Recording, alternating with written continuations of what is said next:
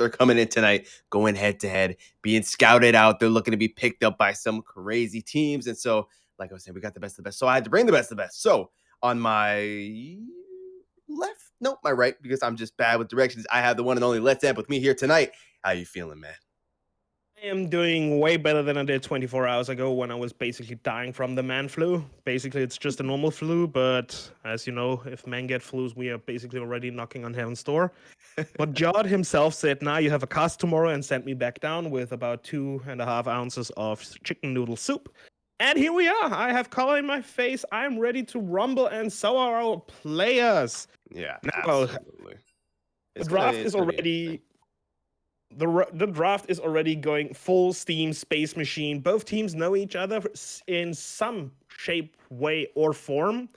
And the first pick is already going to be the Evelyn. People may or may not know why somebody would pick the Demon Lady first pick, but there's a very easy reason to this. Everybody here has like a few pocket picks, has a little bit of their spicy things.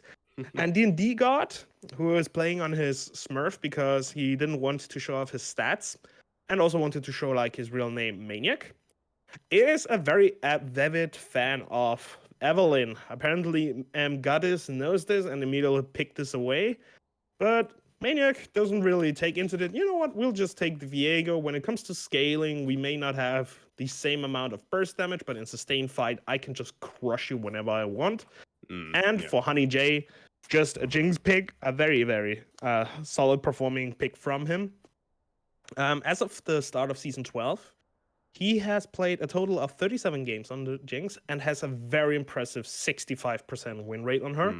I mean, you can of course go in both directions, be a very bit cynical on it, and just say, yeah, she's just overbuffed at the moment. She's just going to inflate your elo. Like, just give it a few more, nerfs, and I am not going to let that slide, because over every other one of his champions he's mostly playing, including Ezreal and Lucian, he still has an over 60% win rate, which is more than impressive. And on the other side, for the blue side, we have already a Jin pick and a Tryndamere pick. Yeah. But hold up. See, Yes, the thing yes, is, right, yes, we can give yes. them all the info they want, but I think we need to this is all about the players, right? It's the challenger showcase. So I think we need to give them a little rundown as to who's competing and who to be looking out for. So honestly, let's just go top to bottom here from the blue side. First of all, in the top lane, we have the one and only WFF. William, Oh, his friends would call him Challenger. His past experience, high school teams. So nothing too crazy yet, but he's been in the scene for a little bit, and well, we went ahead and we sent him a little survey, asked him what he was looking to do in the future, and it was looking to join the LCS next year. Very ambitious, and if that doesn't work out, well, he's got to go into psychiatry. So it's going to be one or the other. Is there anything you could tell me about this man? what can I tell you about this man? Well, if anybody looks at the bottom right corner, you're going to see the set ban. For some people, it might be a little bit arbitrary, but for people who know what WFF brings to the table, he's bringing a lot of hands to the table. He loves playing his set. If I remember correctly, while I was skimming through all of the data I was looking at in preparation for this stream, he is Mm. probably the one player who takes the term "one trick pony" to the next level. Yeah, he is impressive. He has played up until I think 3 hours ago. If he has played one game more in between, he has played 340 games on set, Mhm. and even picked up three quarter kills over like Damn. the first month, 1.5 months since season 12 started, Mm. and still has a 54% win rate, which is very impressive given the amount of games that have been played so far.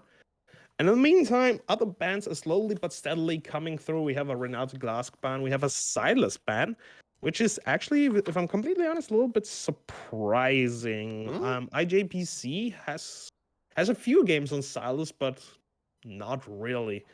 But then there's also the question: the Viego could be flexed into laning areas. I mean, he is not that efficient anymore, but this is the top of the top. They are able to make things work if push comes to shove.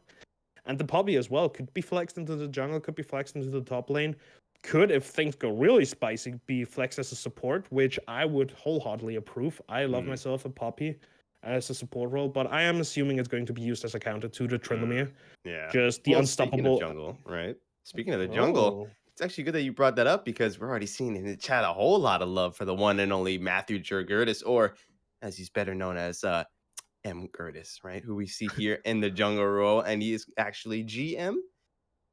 The thing is, Grandmaster, yeah. this man, got to be looking out for him. We asked him about some of his competitive experience. He said, not applicable. So there's nothing really we can go off of at the moment when it comes to that. So this man right here, going to be making his debut, one might say. Do you think he's got what it takes when it comes to the Evelyn pick for that? Yes, definitely. When it, I mean, the stream is like hosted by Team Ambition, and if I have to say one thing about this man, it's like he would fit right in. Hmm. He just said his goal is worlds. No, his goal is to win worlds. Everything else is just secondary thing at this point. Like he knows what he's going for. He knows what he wants. And in the meantime, we're also seeing the next picks coming in. Two beefy boys in the Tam Kench and the Nautilus. Tam, also one of those champions that can just be thrown into every single role. Mm. And it wouldn't even be such an unreasonable thing to mention. And oh my. Okay. We seeing a Oh, Mundo, so we are seeing a Mundo? Tryndamere mid. Oh Okay, Lord. I Oh was Lord. Is that normal coming out here from full screened, or not a little surprising? not this. It is a little bit surprising because if he has played this Tryndamere, it's basically been in ARAMs and maybe 3 to 4 times in rank, like nothing really to point out it in comparison to like his Kiana, Hmm. where he has played 100 games, but he banned or his team banned the Kiana himself. So everybody's up for grabs. And the Tam Kench, as I was mentioning before, Poppy can be played as a support. And the Cookie Crook, currently holding the Viego, is not a stranger to Love and the Tam Kench in the top lane. And I don't know if people still remember the menace that was Tam Kench before his Oh Lord. second mini rework, where his hard nerfs that put him back into the support lane. Those were I'm getting cold sweat from when I remember those times. He was a perma ban because I laughed myself at Darius, and Tom Kench just laughs at every Darius. Like I had no answer to him. I was literally just forced to play whatever I had. So okay, we're Yeah. having a final picks. This is quite an AD heavy team from the red side, but let's just see how it's going to go. Yeah, I would I say we mean, are a ready to rise, go. right? Mm.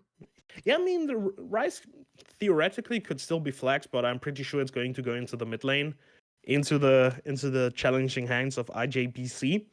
Also, not a I have seen him play him, but I don't think his performance was the best. I think this team just wants to play more for macro um, side, get the Jinx ahead, get the Rise ahead, and just snowball from there. Mhm. Like they have 3 hard carries and like 2 chunky supportive unit like the Poppy as Yeah. well as the Tom Kench can keep the baby safe. Poppy can keep the baby safe as well. Just ult everybody away that's coming too close. Just making sure everybody keeps their 6 feet distance. And Evelyn, Tryndamere, and Mundo all want this. They want to get into the fight. They want to get nitty gritty. They want to come here and have a little huggy. Nautilus just like Nautilus doesn't hold the 6 feet. He's just going to meet you halfway there. He's just like, you know Yeah. what? You come closer 3 feet. I'll come closer 3 feet, and I'll just bring the gang with me. Like you don't make appointments with Nautilus. He says he's coming alone, but he brings the entire Goon squad with him. Don't ask me how I know. That day in Piltover was in Piltover. This day in the harpoon department was not a very fun one. I'm still laughing. Nautilus is not laughing. Pike has a few more names on his list, but I'm That's laughing. fair. That's fair. Yeah. And I mean, you know what? While we were talking about that bot lane, right? How do we feel like so in this bot lane we do have Zeshu, right? And Nick Mm-hmm. Snow going up against the likes of Zelha and Zav. Zav, for Mm-hmm. example, did actually manage to make it into Elsie's proving grounds at one point, been playing for Seawall. Oh. And so this man, bit of a heavy hitter to say the absolute least. Do you think that they're going to be faring well into them, or who do you think's coming out on top? Mm, I honestly am not sure. I only have the data to back my informations up. But what I can tell about Seshu is that he is on a champion he is very well in fighting with. With his Jin, 53 games on him, a very impressive 60% win rate. But he has has another pocket pick. I'm not going to spoiler here. You already know it, sadly. But I hope it's going to come up in another game. It's not going to be today because I think Sesho is going to leave us after this game and getting replaced by I another believe ADC very, so. very soon. Yeah. Yeah, it will be. But I don't know. He may be returning tomorrow because tomorrow there's also streaming days. So That's everybody very stay true. tuned if you enjoy what you're seeing today about the performance of like the top of the ladder in a very improvised version of the 5v5 flex queue. Yeah, no, Who that's the thing. knows? I think most people don't really seem to realize, perhaps not realizing or just didn't see it, that these people just get flexed together in this time around. We're really just going to be Yeah. focusing primarily on their performance. Winning or losing is going to take a bit of a backseat this time around because Yes. you can't really just throw five people together and be like, go win. If you don't, you're bad. So we're really going to be looking at the individual this time around. And that's why we've been also not focusing on the draft as much, but more on kind of the statistics and just like these Yeah. different players. So, from all that I've been telling you, or maybe even just the champions you're seeing, and you think you're going to like, who Mm, do you think you would say could be interesting to just take a look at? It doesn't have to be like back up by oh, stats, just your gut feeling. It could be saying, I like Maniacs, Viego, I just like Viego as a champion. Or you could say, I like Sesho Jin after the information you have provided. yeah. Anything you want to say? Honestly, I feel like definitely you got to keep eyes on obviously WFF, right, and Full Screen, two of the most, let's say, heaviest hitters that are coming out today, both being challenger and, as we were talking about, some of the highest brackets in the tier and playing champions like the Mundo and the Tryndamere. I'm not gonna say it's easy, but I mean, it's definitely not as hard to not look good. So I'm really curious to see how well they're gonna be looking here from the side of Team One. Maybe we need to give them like custom teammates. That might be something we gotta invest in. We'll have to Oh, see. that's a good idea. We'll have to see with Production that. afterwards.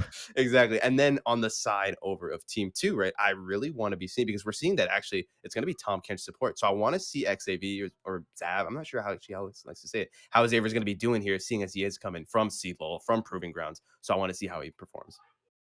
Yeah, it's going to be messy because we all know games in League of Legends where five random people are thrown together can become very messy. And one last little fact before we go into a very short break: Snow 2 and what's his name?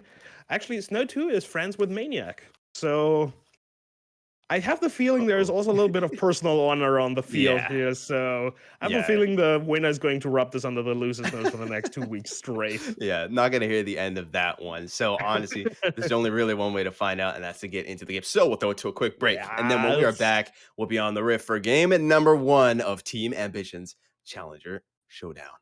Don't go anywhere. Crucial, take flashes. Pathing, fantastic. A la carte don't honor our deal. We Sue son like NASA's backwards. Clockwork in it went 3-0.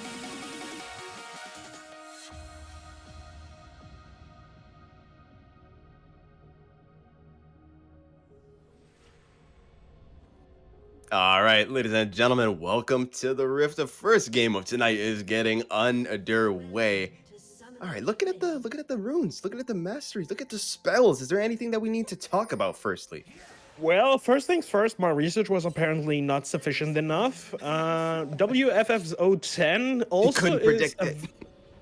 yeah, he's a very avid Mundo connoisseur. Like, he loves himself a good Mundo, which I, as a fan of old Mundo, appreciates. He got that Gucci drip, he got that new suit and everything, and You do be 300 kind of mask. dripped out, not gonna Yeah, lie. he do be dripping, but he's also just running into the field with a ruby crystal. He just knows top is going to be a wet noodle fest.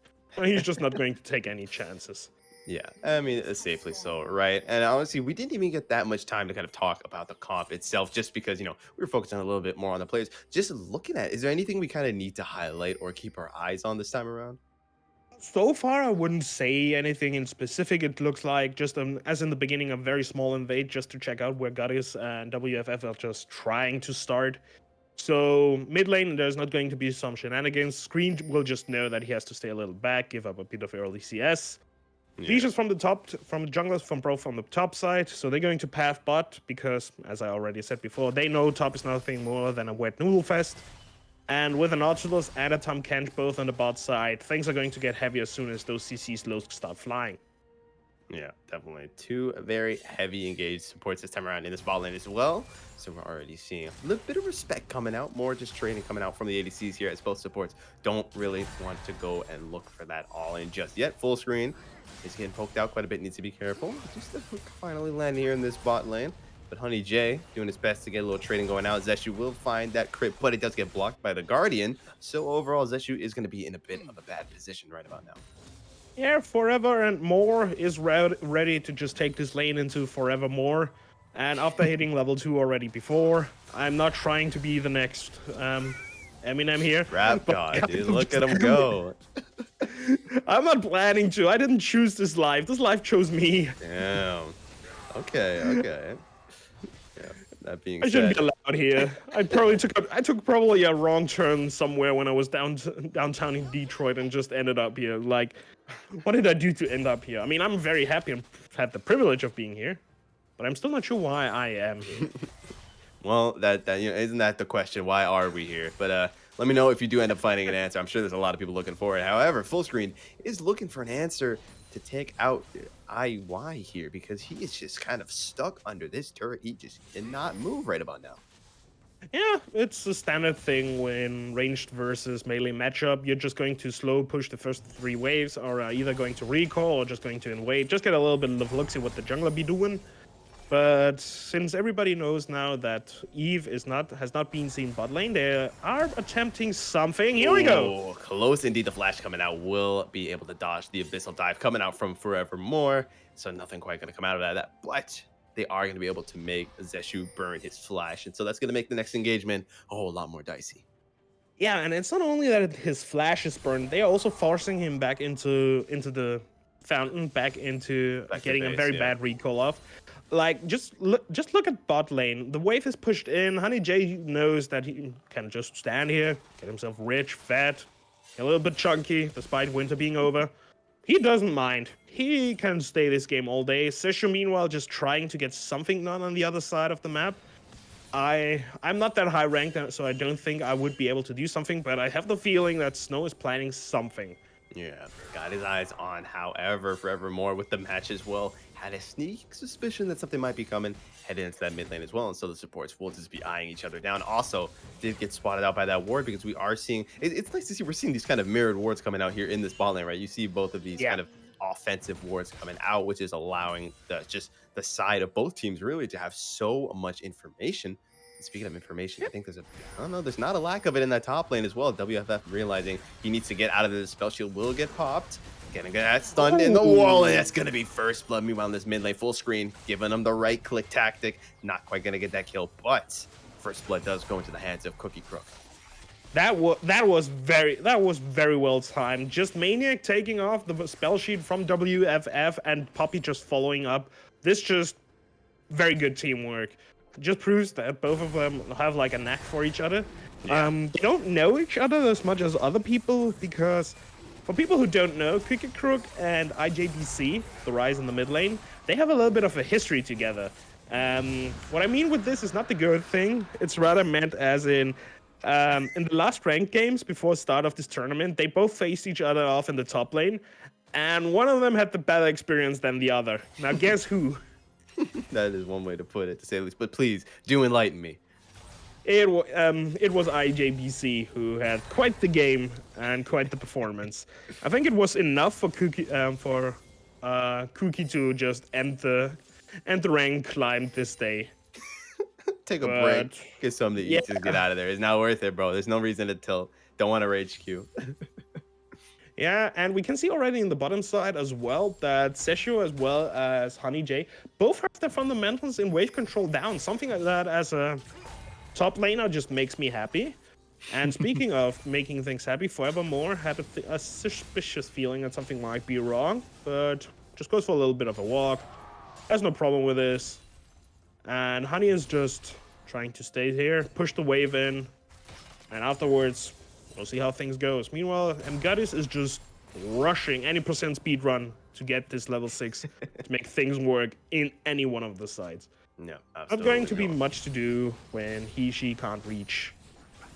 Yeah, a whole lot of healing any coming one out of the full screen, and now we see that Maniac has once again found his way into the bot lane here. I don't think he realized that that trap is there though, but he's going to go ahead and recall. Wave just not in a position where he can make anything happen at the moment, especially not with the support like the Nautilus. So going to opt to go ahead and just back instead. Yeah, he has the ultimate, but I doubt that there would be enough burst to take care of this of either Sesho or Snow. I mean, you could get care of Sesho, but Snow will definitely get a return kill. Even if he is level 4, he will just nail you on the tower, and you're not tanking enough this early in the game to survive this dive. Absolutely not. And Only if you're very coordinated. But Rice is pinging his ultimate, so they are trying some shenanigans.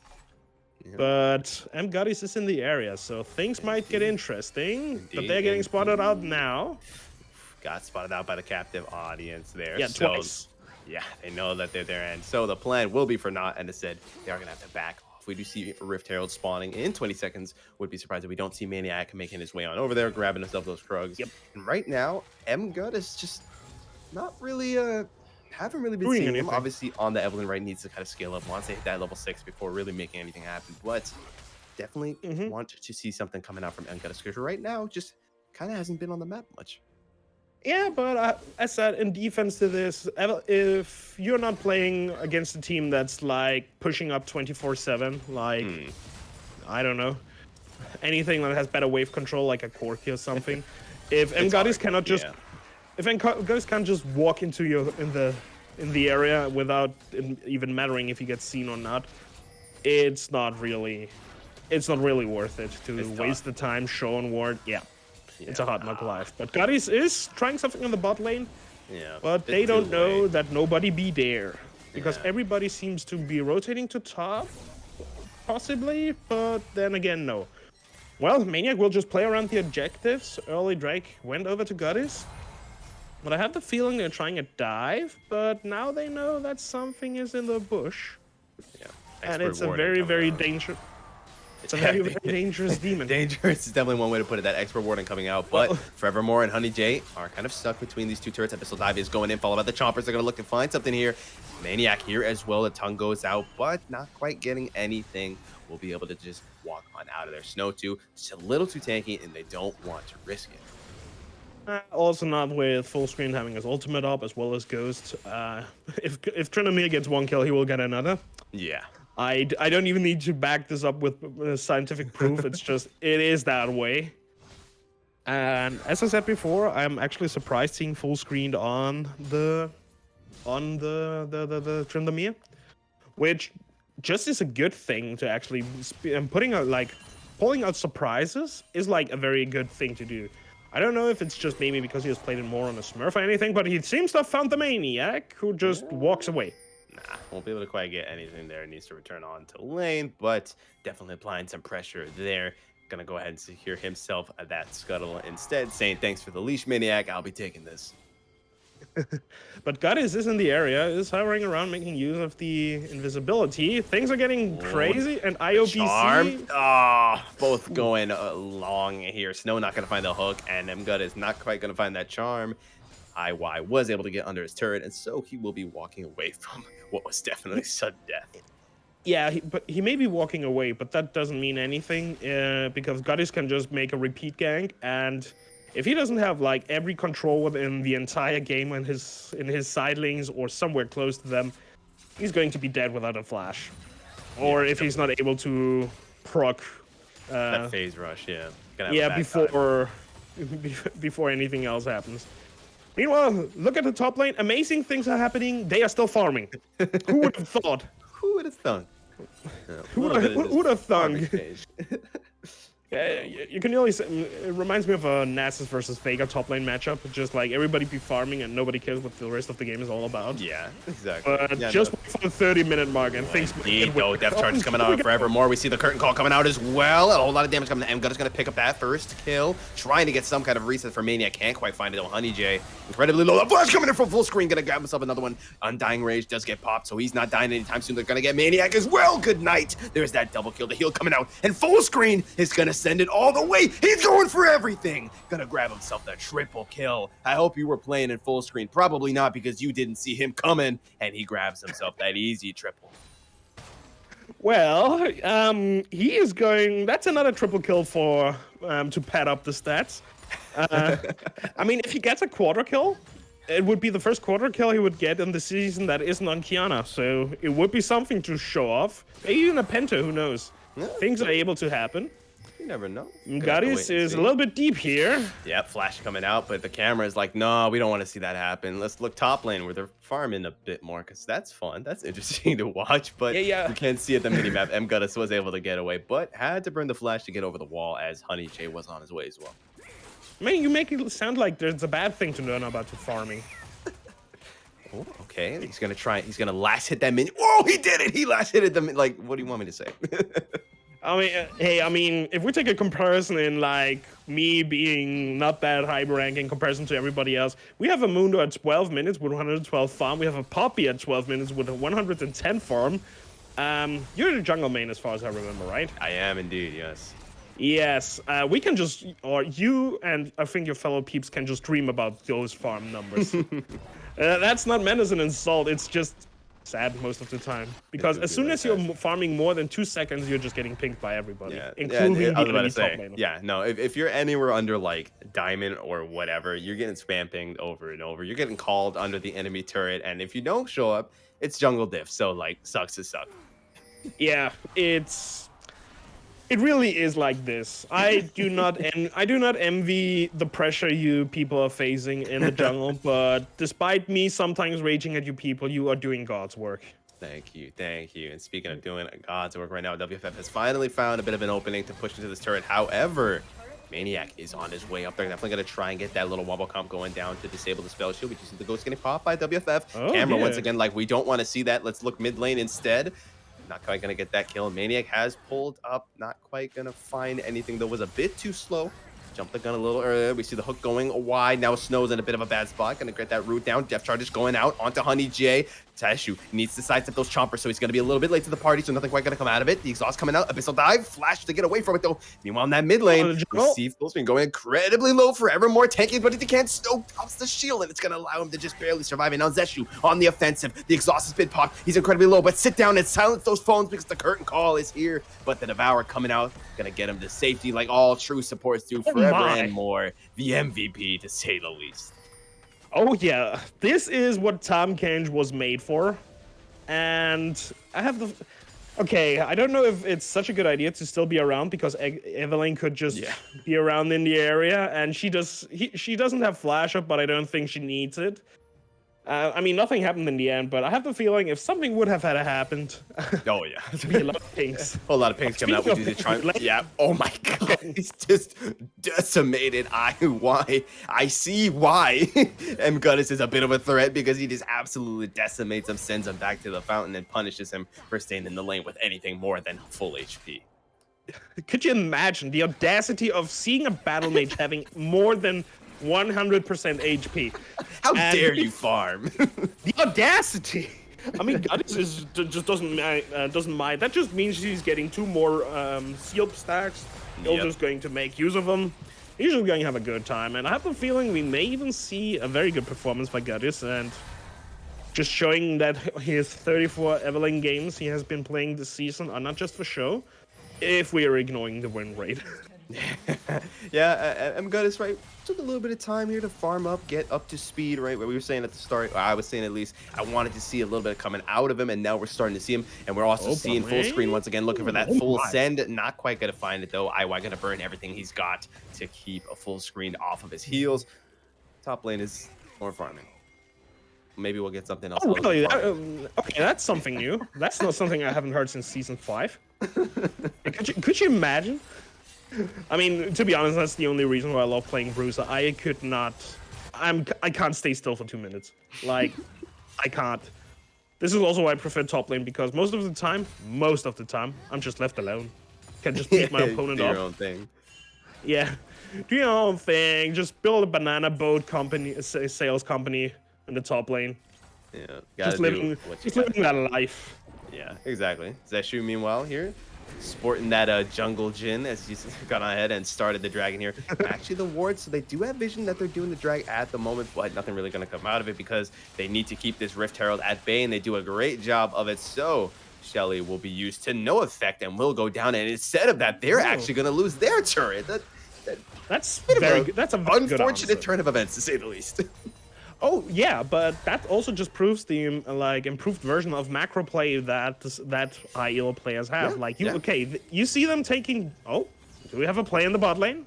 Oh, Possibly. Question maybe, mark? maybe. Nah, nothing quite gonna come out of it. We did see the ultimate coming out from IY. However, full screen and M gun is just a bit too fast for them to handle. Yeah, but as I said before, just objective for counter objective. Okay, you take Drake, we take a mid lane tower. Meanwhile, top lane things are maybe happening, perhaps under circumstances. I am actually not sure.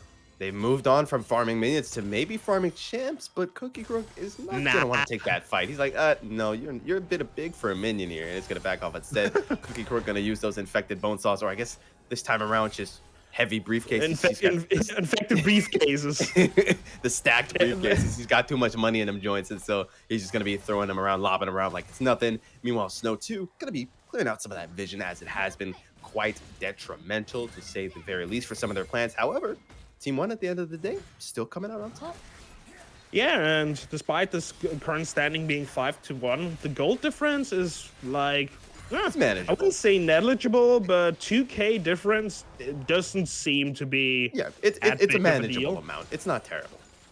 Yeah, but of course the gold is on the most dangerous carries, being on the Evelyn, being on the Tryndamere. But actually, if you just take a look at this lobby, everybody here with the gold lead is like a danger to society, including the supports. Yeah, Like that's you true. can't prove me wrong. No, you got a point. You got a point. That's why they're here. That's why they are at the Challenger Showcase right now, to show what they've got. And now Full Screen is looking to show his bush sneak abilities right now, as he's waiting for the perfect time to strike. Actually gonna do a little jump scare, Tryndamere jump scare, Tryndamere jump scare. He's just gonna fly on out of that bush there and look to just back off. Doesn't want to take that fight. You want to see a magic trick? Spin. You ever seen a grown man spin at 500 feet in a second? I bet you don't. I bet you haven't, but now you have. Yeah, so we've seen that happen now. Snow 2, Zeshu looking to push this mid lane. So we've seen a bit of a rotation coming out here from now all the laners. We've got the bot lane moving to the mid moving to the top, and top moving to the bot. Yeah, and as it is now, I am pretty sure the blue side, with full screen being on the Tryndamere, with WFF010 being on the Mundo, is something maybe happening, or are we just getting teased again? I think we're just getting teased. Just get teased. They don't mind side laning, but I have the feeling full screen is maybe not getting as full of himself as he wants to be. But does Cookie know that Evelyn is in the area? Because with both of those champions having such heavy burst, they could just be nullified. Yeah, as in, they could be deleted. That's fair. But so far, not much is happening.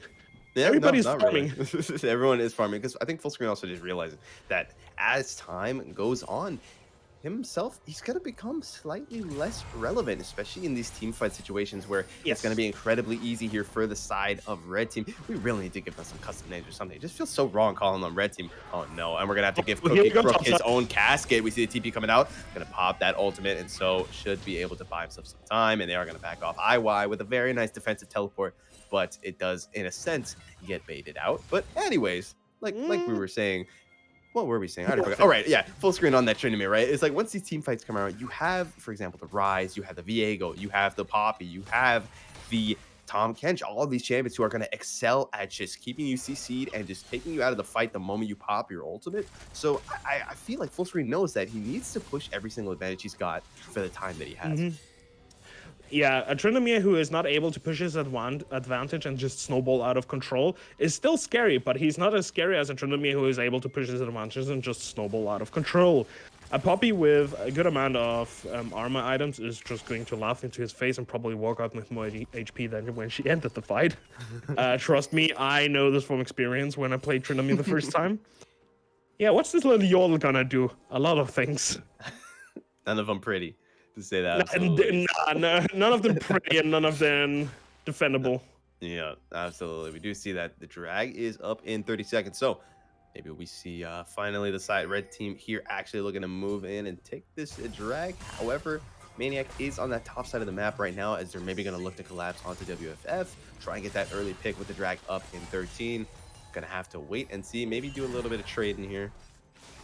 I have the feeling they're trying to look for WFF, but at this point, he's just a too chunky boy. He has a wooden snail, he has an Anathemus chain, and a Frostfire gauntlet. He's not going to go anywhere he doesn't want to please to go. That was probably English, I assume, but I have the feeling he's going to run down this IBDC. Here we go.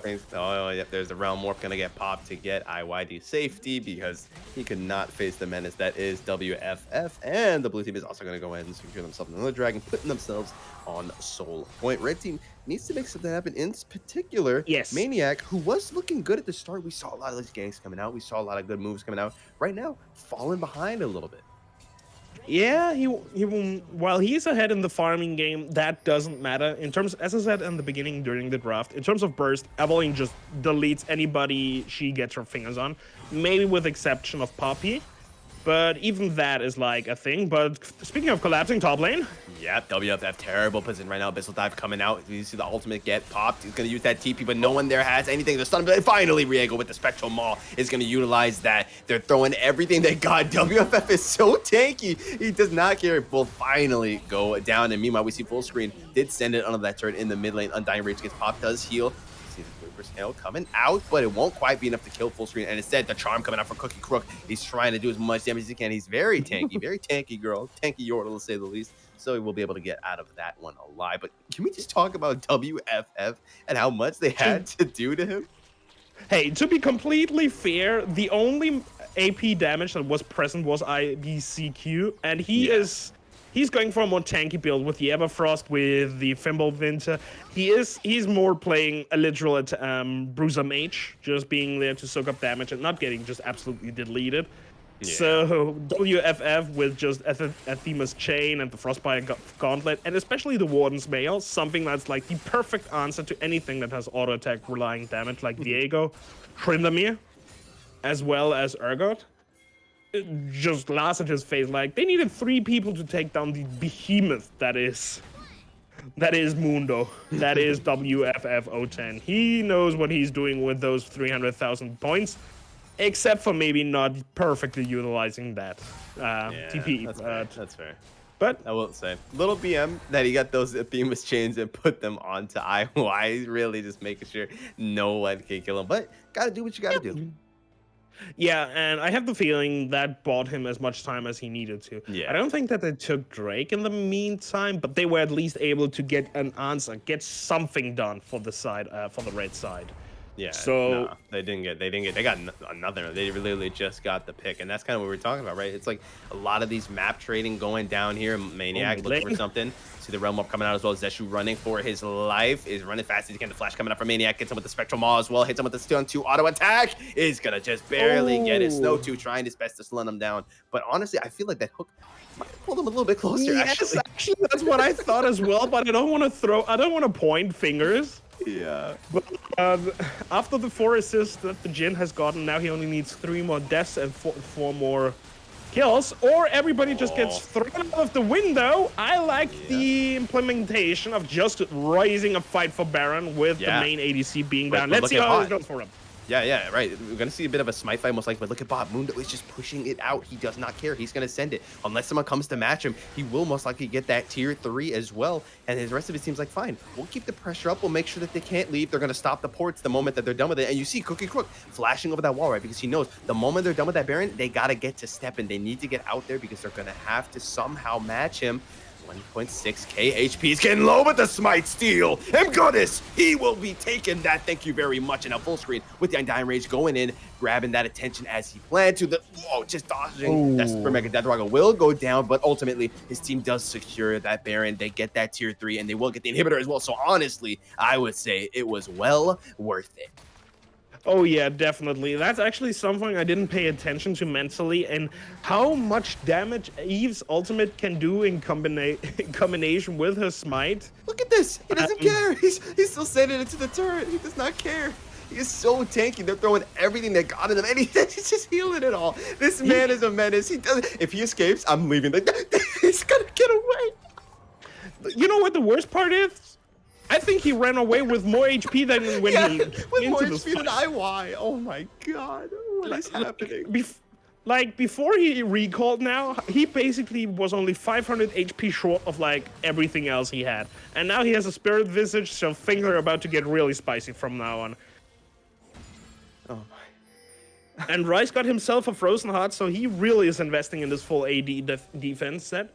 Just knows that full screen is a menace to society, but I have the feeling there are more pressing issues present at the moment with Gaddis just running around with that Major Soul Stealer. But full screen and his gang are forced to fight this fight, or not forced to, but should be, because this is Soul Point. I mean, I don't mind if they just give it up. Like, Yeah. they know, okay, we have Baron buff, we can just play macro. Congratulations, everybody got 100 gold, and like, I don't know. I don't even have a comparison ready. I was thinking about like a snack or something, but here comes the Realm Warp. Yeah, pretty big to get them back to that turret to be able to defend it. But WFF, once again, in that top lane, wreaking havoc, going to grab that turret, and they're going to keep pushing with these empowered minions. Honey That's J, a terrible spot. Yeah, you're done for. Good night, goodbye. Yeah. You can drop the chompers, but you're going to get dropped in return as he goes down. And now this tier 3 is about to be dropped as well. Incredibly low. Those empowered cannon minions are doing so much damage. Down it goes, and now they're looking for the full send, the Heartbreaker right into the masses here. Death Charge coming out. Gonna try and do something with the Devour to try and keep them safe. It doesn't matter though, too much damage. Full screen, hits too hard, hits too fast, and they're gonna take out the entirety of red team here. Full screen will not die, popping the Undying Rage, trying his best to get out of there, but will finally be shut down. His reign of terror is finally over. WFF tanking so many turret shots, and Snow 2 doing the same thing. Charm coming out. Meanwhile, on to Zenshu, gets hooked in, gets pulled in, gets murdered, taken down. Goodbye, Cookie Crook, with the last turret falling as well. That is most likely going to be game. The damage coming out. Dude, this is just I think BM. It's to get BM. killed. It's BM. WFF doesn't die. It's just BM. I love myself a Mundo game. Like, I miss the old Mundo, but new Mundo can just be as fun. He's just as much as a menace to society than when he was pre-rework. Oh my god, this man wasn't just a menace. I mean, he was the villain, bro. He was the main villain, because that was. Oh my god. I have the feeling you enjoyed this game way more than I did. I did, dude. I did. They threw everything they had at him. It wasn't enough. It wasn't enough. He was like, I don't care. Keep doing it. I don't care. You know what the problem was? They forgot to throw the kitchen sink. Like, that's the only thing they were missing, and that's what the key difference was. Yeah, you're laughing, but you look afterwards and would have seen, yeah, that kitchen sink would have done the extra 400 damage we needed. Ooh. Yeah, no, absolute menace, bro. My man, I want to say he's the main character. As much as I want to say, yeah, no, as much as I want to say WFF was the main character, it's more like he was like the main villain, bro. And someone needs to step up to be the main character to take this guy down, because he's a menace, bro. Someone take this guy out. This was not okay. This was such BM. My man is 1-2-2 and has so much money regardless coming in, that just he has the most money, to be actually honest. Exactly. Hey, gotta do respect to the corporate Mundo, right? Goddess, let's talk about him as well. Respect the money hustle. Yeah, respect the hustle, respect the grind, respect the bag. He got that bag very nicely. Let's talk about Goddess as well, right? We were saying at the start that we wanted to see a little bit more of them. I feel like he heard us, felt a little disrespected, and then was like, watch me. And then he absolutely sent it. We were talking about, right? He just did so much damage. Full screen end. I mean, just existed. Just yeah, I mean, he gave circles around people. He gave him the right click treatment, right? He gave him the spin, the little ring a ding, and just hit him with the right click, hit him with the Undying Rage, gets out of there looking clean, looking flawless per usual. Zeshu and Snow, even if they weren't popping up like crazy, they were definitely holding their own quite well. The farm was nice, right? Good support damage coming out. We saw those curtain calls, landing those shots when he needed to. Snow landed those hooks and depth charges when he needed to as well. And overall, a very stellar performance. Yeah, while the ADC and the bot lane in general was maybe not the most exciting place, the most of the focus was around the jungle plays as well as the mid laners. Yeah. Both supports just proved the amount of macro they had. It's sadly unfortunate, and I am not quite sure how to interpret like IYBC's build. I have the feeling it's not like that he was missing defensive stats, because I have the feeling if he would have invested maybe a little bit more in AP, yeah, he was missing damage. He was missing so much damage. I mean, he has the most gold, and he has also like the most farm on his team, but it could also just be that he would have been a little bit more of a utility mage, not in terms of like defense, but more like in terms of offensive damage, because Cookie Croc was still just tanky as all hell. Yeah. He was like a good adversary to WFF 10. Yeah. So I don't think there's like the point of making just that there is a missing front line. Maybe that was just a miscommunication. If I can definitely summarize this entire game, it's not a difference of micro.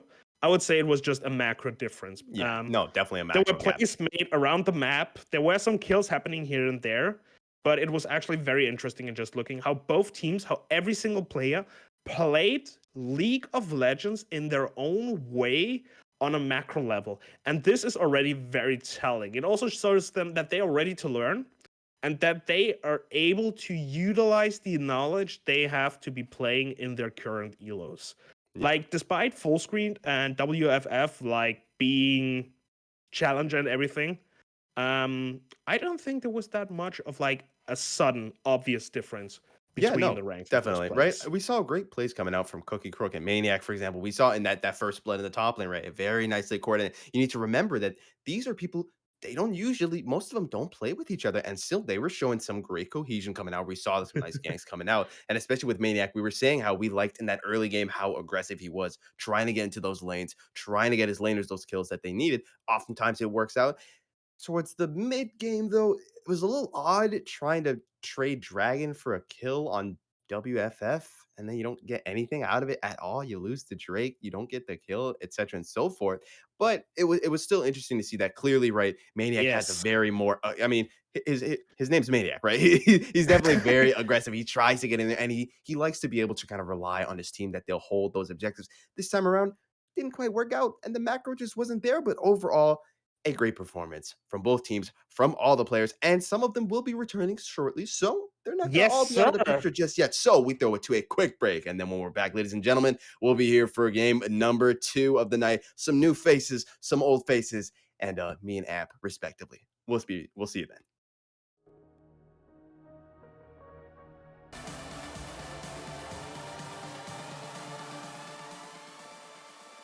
All right, welcome back, everybody. We have him now. We've dragged him from the pits of hell itself. We have WFF 10. Remember that name because if you see him in your match, you're gonna have a bit of a problem. How are you feeling after that win, man?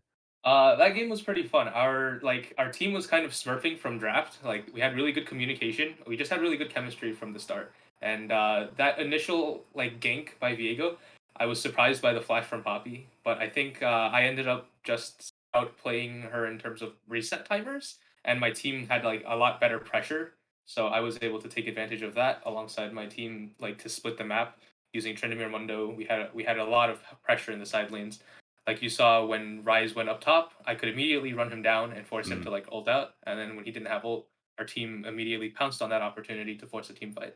So I'm really happy about that game, at least performance wise. Yep. Oh, you're muted, Amp. Okay. I probably muted myself by accident. What I wanted to ask is there anybody on your team where like it wouldn't have gone this way without him in terms of performance? Yes. I think our jungler was very proactive. He Mhm. wasn't only Mhm. calling the shots, right? We had like multiple like shot calls and stuff, but he was very proactive in terms of asking questions. He would like make sure he would ask the mid lane about how the wave position, and as well as bot lane. Uh, and then, well, top lane, my wave management is too perfect, so it's he didn't have to ask. But the rest of the time, they were making sure, like the jungler specifically was making sure all of the lanes were positioned perfectly. If like he would ask if any lanes needed help to reposition the waves. I remember that Oh. specifically. Right. He did a lot of work communicating, and yeah, it wouldn't have been the same without our jungler. And our mid laner was running Tryndamere and did a bit of pub stomping. I remember that play. I think from mid lane where he got like a Yeah, triple around Dragon. yeah. That snowballed the game out of control.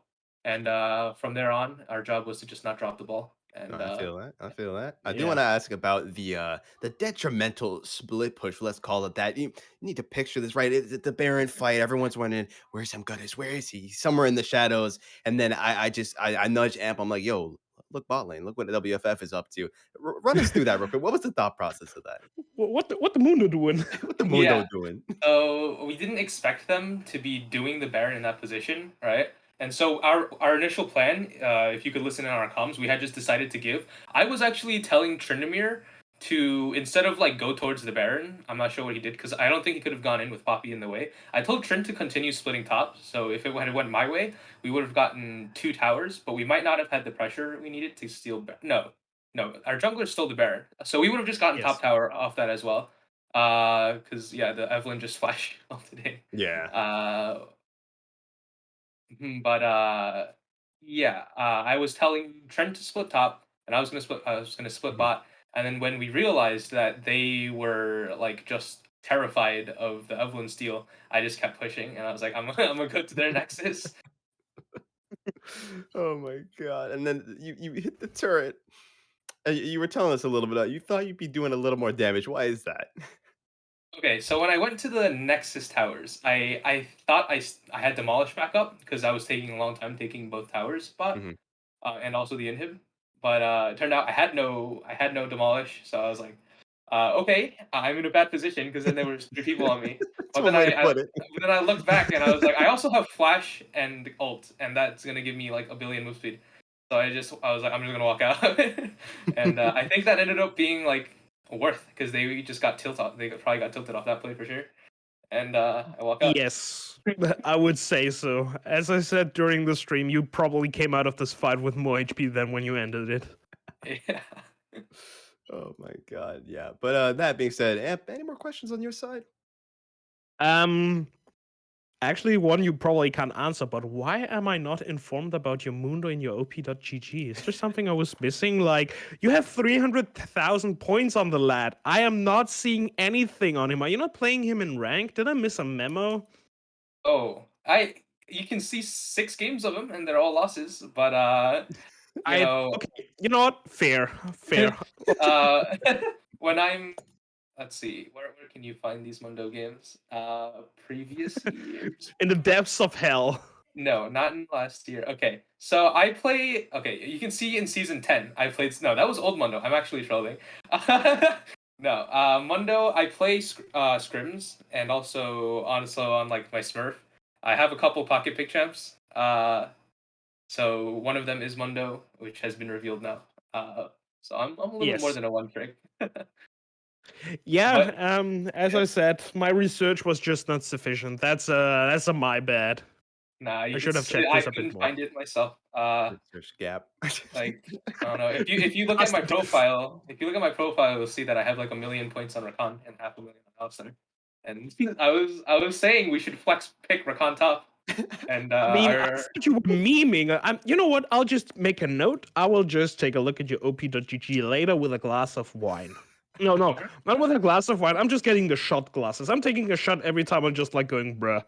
I Yeah. think I think we'll just kill off the entire interview at this point because like the entire enemy team after you walking out with more HP than when you entered. I think we're done here. Yeah, I think that's fair. That being said, WFF, thank you so much for joining us. Like I said, any of the scouts watching, you want this man. Come get him. Come get him Yo! before he gets Listen to left these off. casters, guys. They are shafting Exactly. me. They are shafting me in the ratings for no reason. I'm gapping my laner in gold. I'm gapping everyone on my team in damage. All right, I'm Katie, gapping kill my it. laner the Kill most it, in Katie. XP. Kill it. What's We got to going get on out of here, here. guys? That being said, though, we're going to go ahead and throw it to another quick Let's break. be And when we're done here. back, we will be in the draft for game number 2. Don't go anywhere. Peace.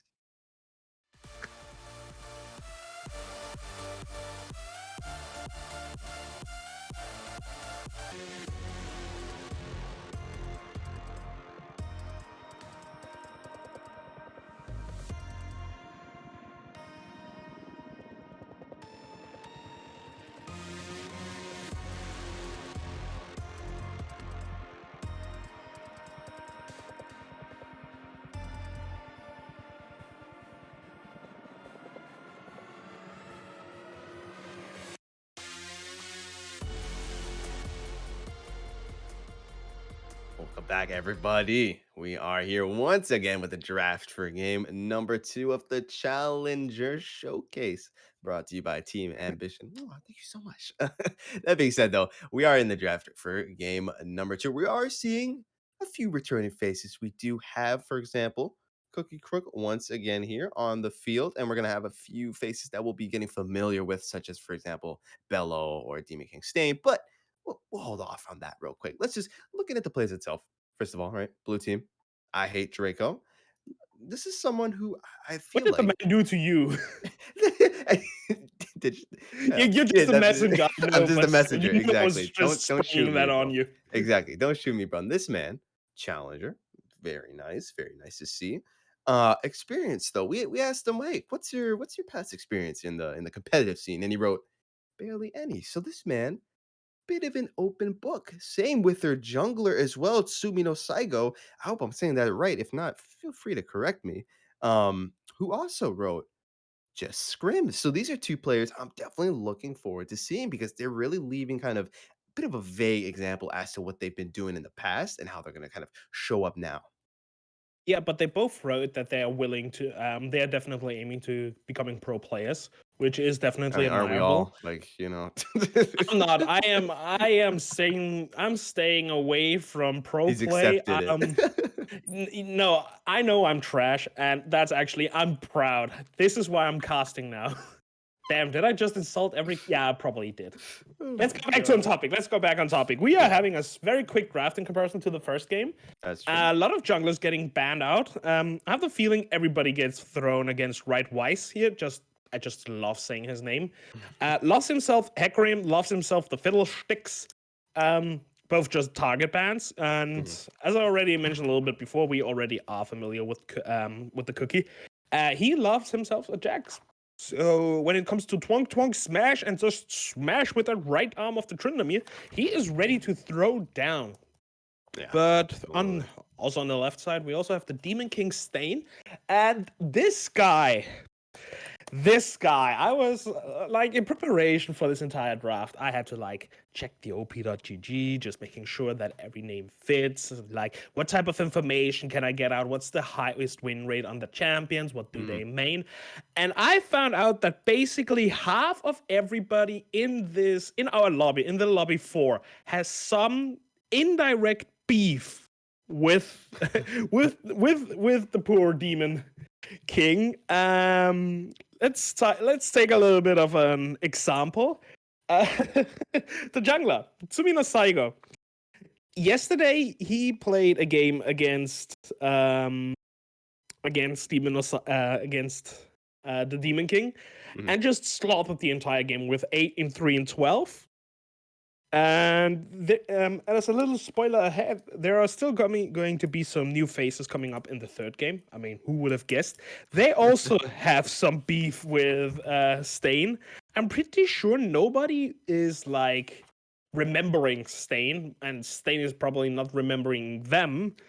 But it's just hilarious how small the world of Grandmaster games is. Like, there are so many things that have happened, especially as said in the next game, and people will not know each other. It's just hilarious. And he's still a very Stain, despite maybe looking like a bit of a scumbag because he has like brawling everywhere.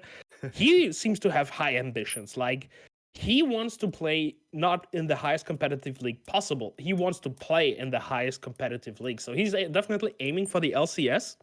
Mhm. But he's willing to not like go straight for like, I'm not just going to play in the LCS as a player. He's willing to adapt. He's like willing to play as a coach as well, willing to play as a player. Duh.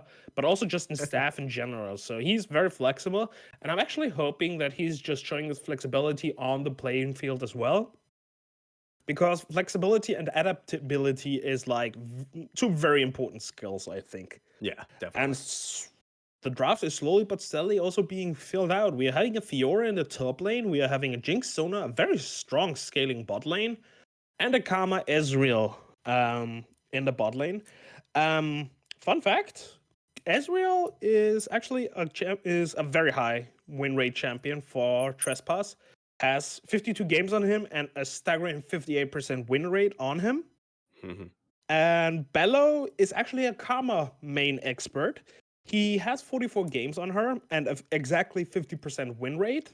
He would actually play better on a Rakan, but it seems this is like more of a comfort pick, just like getting back to the roots, being fine with how things are. Yeah. That's Right good that you wise, bring Bello up, meanwhile, actually. That's yeah, that's yeah, alright. It's good that you bring Bello up though, because that is one of our somewhat newer faces this time around, and there's a lot to go on about this guy. I mean, this guy is, if you think of a support main, this is him. yes, this is He did him. start as a jungler for RMU back in 2018, but then after that, he gradually pivoted over to support and has been playing support ever since. For example, support for Blinn College in 2020, support for Oakland University in 2021, even till now. And he's Oh also the yeah. support for Supernova Dark Matter, who have been performing quite well. So this guy, bit of a menace. And And it's interesting, you know why? Because we're teaming him up tell with me, Trespass. And Trespass is someone we know nothing about. He wrote under experience. Pat, yeah, Pat, our boy he Trespass. came out of the woodworks and just was here. He took like a He pulled a lot of just took strings a and got here wrong because turn he left. he wrote under his experience none competitive experience, none. So this time around, this is Sold you basically hell. him. This is basically him making his Ooh. debut in a sense. So it's going to be very interesting to see someone who is perhaps not as experienced when it comes to competitive sort of team play in this very like professional scene being paired with someone who is incredibly comfortable with that and seeing how they kind of interact with each other and whether or not Demon King Stain and Xavier can actually, face off against them. Again, yeah, I was about to say like put their past grievances in the last game yesterday when Tsumino Saigo on the Kindred was just popping off. Maybe not the best idea to pick this into this comp because J4 Malphite, if you're auto attacking, you're in for a hard time. But with Silas, oh, Xinjiao, not bad as a pick. But Silas as the counter answer to the Malphite. I actually forgot that Silas is a thing. He can just steal Malphite's ultimate. And I have the feeling he can deal much more damage with it than the Malphite can with himself. So it's Fioran versus Malphite in the top lane. And I would say we are ready to go. I am Yeah. actually looking forward to this. And we're also having a Leblanc. Oh, yes. The French are back at it again at Krispy Kreme. And I was actually expecting that IYBC would be playing LeBlanc. He has like a bit of a track record with her. Mm. Played about 57 games on her, has a 51% win rate. I'm still surprised. Okay, now that I look at the bands, because the person who has eyes is like able to take a look at it. Kindred band and Kiana band, so they are informed about the menace that is IYBC as well as Tsumino Saigo. So they are taking away. They're taking away the artillery. So Silas just pulls out his own artillery and will just wreak havoc on the entire red side team. It's just a prediction because well, Silas against LeBlanc, it's going to be a ranged versus melee matchup. Hmm. Let's see how it will be going. I'm Yeah. just hoping it's going to be a very interesting game. Yeah, that is definitely one way to put it. Riverside as well, someone who has 2 years of collegiate already under his belt, so he's definitely been under pressure quite a few times, and we're gonna have to see if he can pilot it correctly. And overall, yeah, I mean, it's really like you were saying, it's gonna be very interesting to see both teams just kind of going at each other. Just looking at the comps itself, though, any thoughts who you think is coming out on top this time around? Mm, I would say it's just taking on the first look, it's a 1-3-1 comp versus a team fight oriented comp. Mm, While Red Side has like three pick potentials, like with the J4 and the Malphite and the LeBlanc, they don't mind just going down scrappy to it and just beating each other up. yeah, Fiora brings a good amount of utility to a team fight if she's able to get her ultimate off. mhm, But except for this, she only provides raw damage and like a block, like a riposte to be able to block one major CC ability, yeah, which is either Malphite's ultimate, Karma's Theta, or LeBlanc's Chain. J4 is, and J4's drag, flag and drag. Ezreal has no hard CC, so he doesn't matter. And I'm actually feeling blue side is either going to play 1-3-1, just mhm, let Silas and Fiora split push, or they're just going to counter engage the engage from J4 and Malphite. Sylas just going to steal Malphite's ultimate or J4's and just dunk on them. And just let Jinx Free Fire or Xin Zhao just pick up people and just drop them dead. Yeah, no, So to answer I your feel that. question, I'm actually waiting with my verdict until the mid game. Hmm. Because then things might be a little bit clearer. Because as of now, it is still a very, what's the word? It's a very volatile matchup. Yeah. Yes, sir. Yes, Yeah, sir. exactly. And it's like a lot of these kind of easy executable combos. You always have to remember that these guys haven't been playing together. So it's like, there's definitely still you gotta kind of, they're up at that level, obviously, right, where they can get these kind of things done. But you always need to, there's Yes, always gonna be that little bit definitely. of factor that it's still you're kind of playing with some people that you haven't been playing with much. And so it's gonna be interesting to see how they end up pivoting around that. But with that being said, you've seen not the comms. You can hear comms. You don't see comms. That'd be weird if you could see it. But you've seen the comps and you've heard what we have to say. And so with that, we'll throw it to a quick break. And then when we're back, we'll be on the road for game number 2. Don't go anywhere.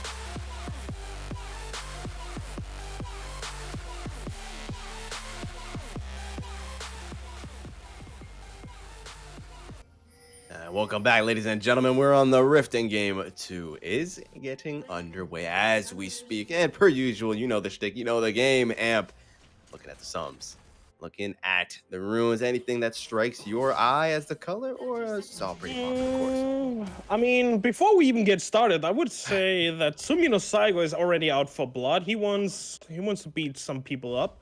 I wouldn't say there's anything standing out per se directly, but Draco with the Grasp on the Undying on the Fiora.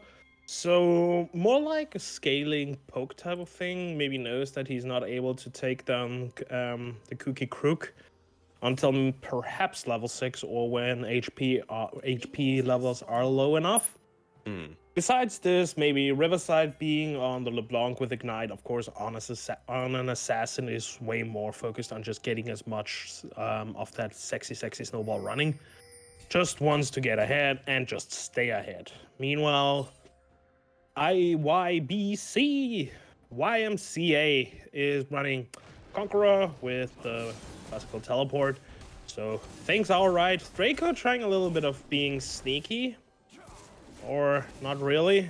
But Cookie apparently already 3 levels ahead of the mind games of the Fiora. Maybe knows, okay, there may be something in the brushes. I would just go the long way around. Yeah, doesn't want to risk it, anything over. Already so much damage coming up from Bello on that Karma. Those Qs are no joke, but a little bit of trading coming out as well. But yeah, overall, some nice early vision. Both teams going to be able to track Right Weiss and Sumino Saigo respectively, and give an idea of where they're going to be going. We do see that actually Sumino Saigo is skipping the wrap, and he's going for that full clear. Oh no, he's not gonna skip. He's actually yeah. I saw that one. He's skipping that. He's going for that full clear, while Right Weiss actually is the one who's skipping a lot of camps. Flash coming in, Chains coming down as well, and Demon King who's gonna have to flash to get out of there. A lot of damage coming out, but not quite gonna be enough. Bello taken incredibly low, but that is gonna be the flash out from Demon King. I don't even know that they have seen Right Weiss. I have the feeling they don't know that he's... I don't think so, because they would have at least pinged him. I think they were both so preoccupied. Everybody seems to have been so preoccupied on what is happening in the bot lane. But Right Weiss just said, you know what? I have heard bot lane is very nice this time of year, and just skipped everything and the kitchen sink. This, of course, gives a little bit of more tempo to Sumino Saigo. He's able to just full clear topside. But I have the feeling that his initial plan of just... ganking the Malphite is not going to work. But of course there is also the possibility of a dive, but for this to happen he would have had to be in the top lane by now. It's not going to happen, so both junglers, yeah, trying something but not being successful with it. Yeah, I mean, Sumino Saigo has not tried something yet, but Right Weiss is making his presence known. So Yeah. Sumino knows where he is. He knows he's going back into the bot side river, so he's going to take bot scuttle. He's going to take top scuttle, and things will just stay in a neutral way. And Fiora, meanwhile, is just having one hell of a Lord, the laugh. 3-man. They weren't expecting this one. The cutest connect, gonna use him with that flag and drag, waiting. Chains does connect. Ignite comes out, and goodbye. Good night. First blood going into the hands of Riverside. A very nice little rotation coming out. Very good use of the sweeper to make sure that they know no one knows they're coming. Go in, grab the kill, and get out. Yeah, and meanwhile, Tsumino Saigo is already in the top lane trying to get an answer for this. Bello getting extremely low. Maybe not as low just because with bot lane having died for now. He is not in fear of dying. Duh. And with Xinjiao now also having shown vision at the top side, but I have a feeling nobody really seems to care that the jungler is top side. Yeah, I'm actually a bit confused at the moment. Yeah, no, nothing really going down right now at the moment. Cookie Crook looking to just shove his wave in. A whole lot of damage coming out, actually. And with Dragon up in 8 seconds, Sumino Saigo going to go ahead and grab that reset and grab himself his first buy. It's going to be that chain whip already. Cookie Crook maybe looking for something near the parry coming out, though, which will slow him under tower. So, ever so Riposte is actually being used very well. Yeah. And I also have the example. Yeah, Cookie no Crook is quite far away from level 6 as of now. And Draco will not be able to reset in peace. And I have the okay, there is potential here, but I have the feeling Draco will stop playing with fire for now. Cookie has the flash up, so in case he could trade 1-for-1. But he's just going to push out that wave under his tower and just reset in peace. And Cookie will just have a slow push back to his side of the map, just putting everything on the aggro. So, in the end, despite the Fiora being ahead of an incredible 17 CS at this point in time, meanwhile, mid lane. Yeah, very nice indeed. The flag and drag coming in, though, but the flash doesn't matter. IY is going to pick up that kill and should be able to get out of that one alive. Riverside got a little greedy there. Thought he could step back up and wouldn't go down, but he's put in his place as he goes in a very nice little X-Tech fly right over that wall from Trespass there, picking up a kill. Demon King Stain, nothing much he can do, has to watch it happen. But that arcane shift from Trespass was huge, realizing that was about to go down, gets over the wall, gets the damage in, and gets the kill. Yeah, and so far, strong early game, but despite the amount of kills that just happened over the last 2 minutes, the gold value is exactly even. Nothing is happening. In the top lane, Cookie is just building exactly what you want against the Fiora, which is a Bramble West. Yep. And to anybody struggling against the Fiora, get a Bramble West. Like treat yourself. Yeah, treat yourself. Meanwhile, Riverside on the way back to the bot lane is going to treat himself to a Sona. Or not. Wait and see, though. The parry coming out onto Cookie Crook. The grand challenge has been popped. The ultimate coming out to stop I Hate Draco.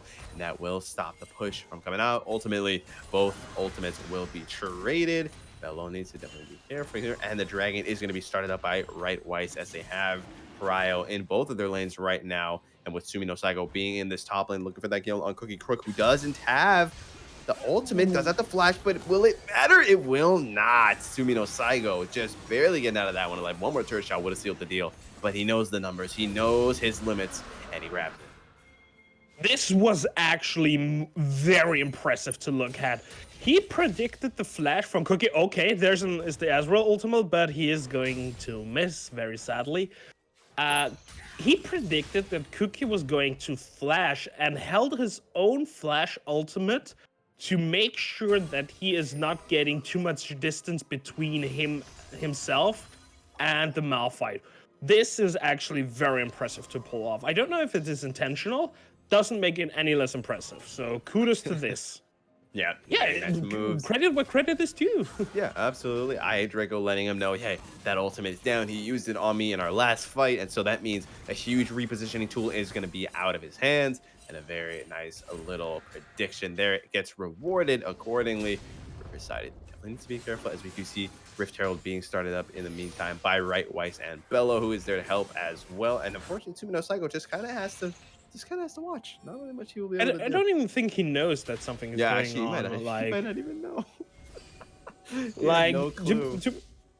like, would you expect somebody that isn't pro play to take a Rift Herald? Oh, speaking of taking Rift Herald, they're taking the Silas. The Cataclysm, but it doesn't matter because he's able to. Oh, wow. Ooh. Wow. Bellow with the flash empowered Q. God, and the action isn't over. Look at the top lane. What is the Yep. Cookie doing? Cookie Crook running for his life. That's what he's doing as the flash comes out. The grand challenge. A lot of healing coming on I Draco, but he had that Bramble Vest. Windens? No, the the Windens. minions won't do it. Actually, I didn't even know that.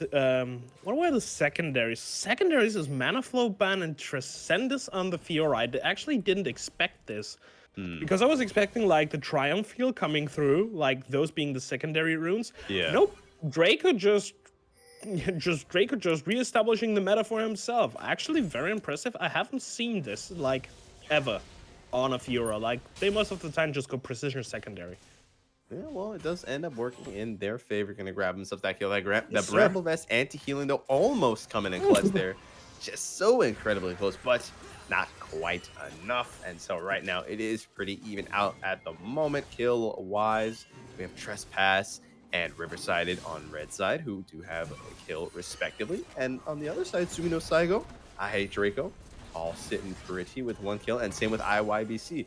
See the ultimate coming out here from the Ezreal, trying to clear this wave. They want to shove it in so they can find some kind of dive opportunity, but right now, Oh, it doesn't look everybody in the kitchen is here. yeah, it's not looking like they're going to be finding much, to be honest, as that ward does get dropped down. It's going to decide to most likely hit the back unless they actually do end up looking for something. Corky's here as well, but Sumino Saigo here with the answer. We see the tether coming out, but a very nice crescendo, stunning everybody in a double kill coming out. That's some teamwork. That's what we like to see. The triple kill should follow. No, come on. Whew. Okay, I thought they weren't going to kill him. Trespass me, running for his life, though. The flash coming up from IYBC. And just like that, you thought that you could make something happen, but no, sir. It's going to be the 4-man takedown. This just broke my itty bitty heart. Like, not that the dive failed, but that Cookie probably misplaced his mouse key and suddenly he didn't even ult over the croc wall. He stopped short like 2 feet from it. Like that just, like this is the same amount of like missing a flash. It just breaks my heart. It looked so promising. Like, I don't think there was a reason to like immediately take such a risk in diving. Like Cookie could have just ambitious play, but not worth it. Yeah, no. I mean, what even broke if it my heart maybe was would have worked. the 2-man crescendo broke my heart coming out from Forevermore. That was absolutely huge, stunning down everyone. So much damage coming out, and then a very nice super mega deathwalker from Demon King Stain, who sees the opportunity, sends it out, gets that double kill, and then.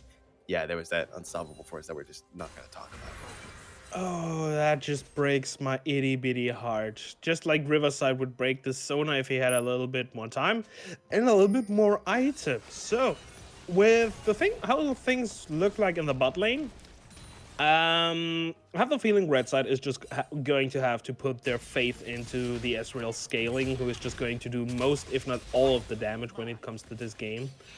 Demon King Stain, with his 2 kills that he just caught up during this scramble in the bot lane, he's just probably going to... Oh, mid lane. IYQ needs to be careful there. Nothing quite going to come out of it, though. Did pop the hijack, taking the ultimate from Riverside, but not going to be able to utilize it just yet. Top lane, just more farming going down per usual. Right, Whites definitely needs to be careful. I Hate Draco definitely feels like he's found his flow when it comes to countering Cookie Crook here, just parrying those cheese wheels every time that they do come in.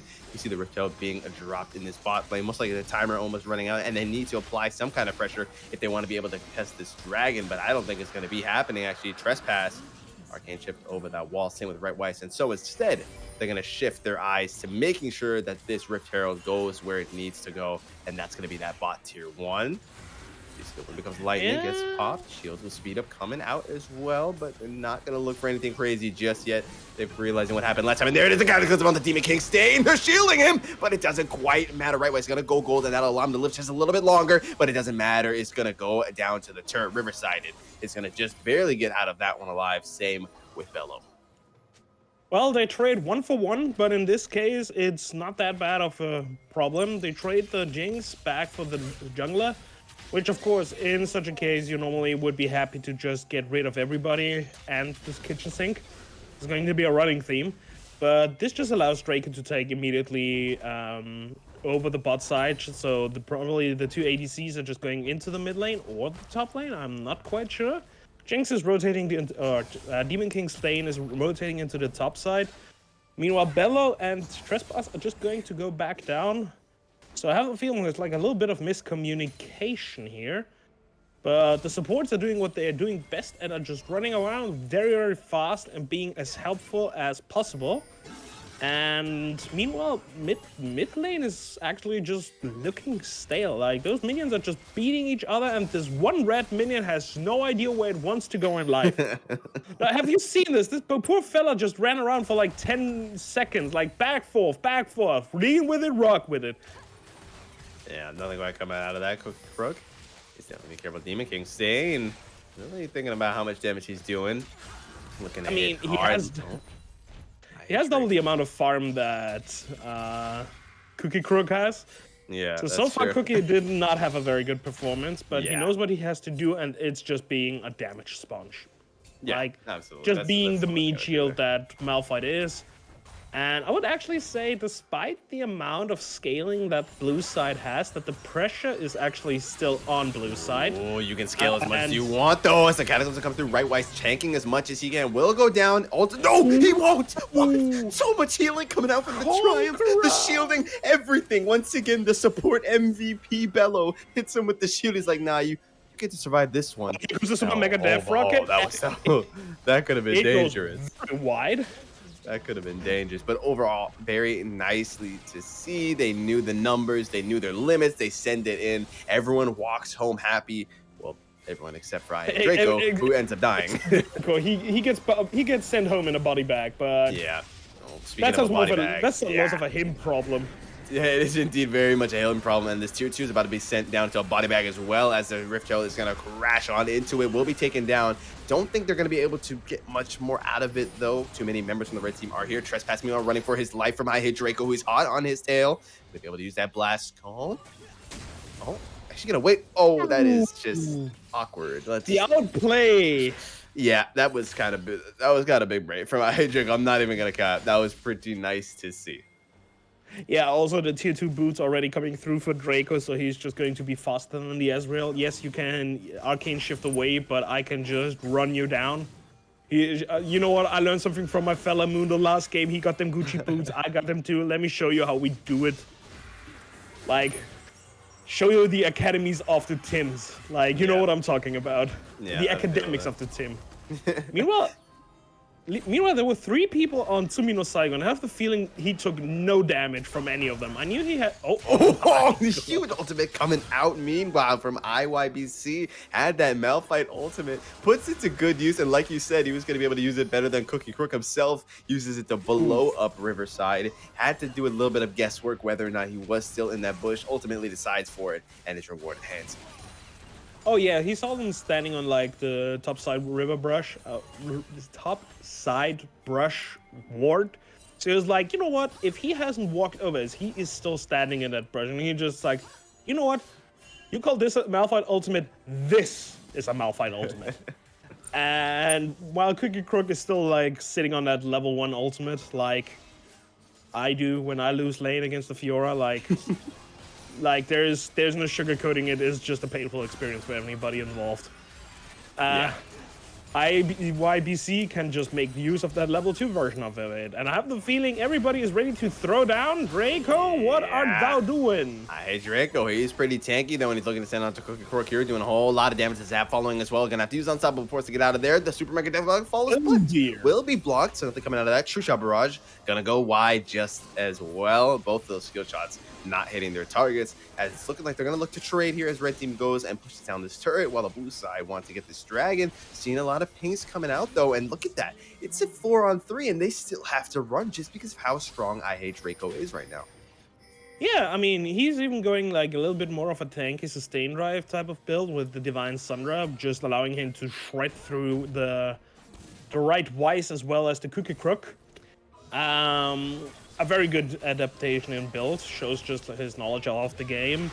And Now we're having something I haven't seen in this tournament. Oh, Crescendo, though, he huge hits that. Meanwhile, on that backline, Sumino Saigo tried to get the pick on Riverside, will actually still get it, but ultimately goes down to the turret. Trespass, last man standing. Once again, Cookie Crook in that top lane can't really help out at the moment. He's going to have to back up. But once again, we're seeing IYBC using that Malphite ult.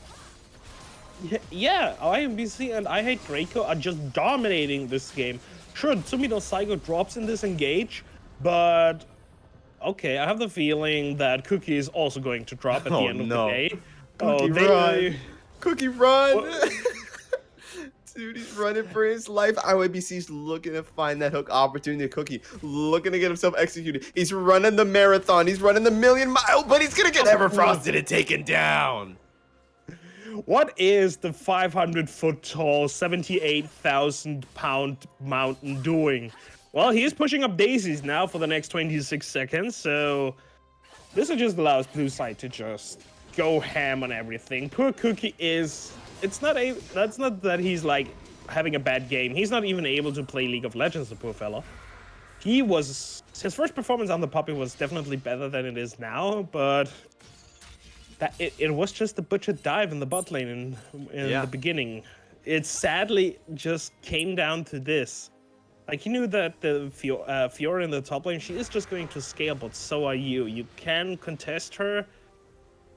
Now you can't. Like, she's just going to outscale you fast until you are able to, like, actually get some items. And I'm highly doubtful that the game is going to last that long. And Forever More is also in the area just to put on some pressure.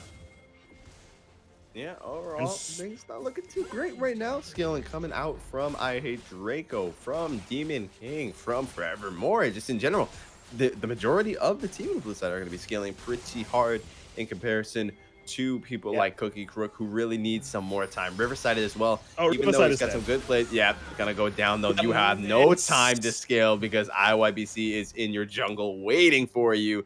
He anticipated someone would show face eventually, had that control word down there as well, so they knew we were coming and just pick up that kill.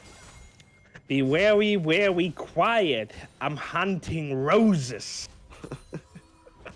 It was like a level 3 type of meme. Like, I don't know how familiar you are with lore of Legends, but with the Leblanc being down, I have the feeling they might be trying to take on the Purple Worm, and so does Red Team think, but the True Shot Barrage from Ezreal would just show nothing.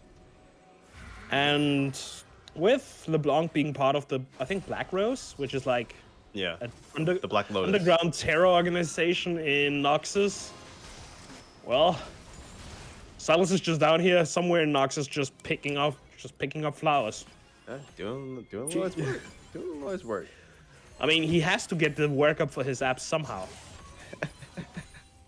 That is fair. That being said, they still have a bit of work he's ahead of them. rocks. Cookie Crook in a terrible position. Gonna grab the ultimate as well, just in case he needs to use it. Unstoppable Force going once. Will it go twice? No, it will not. IYBC is gonna opt to hold on to it for now.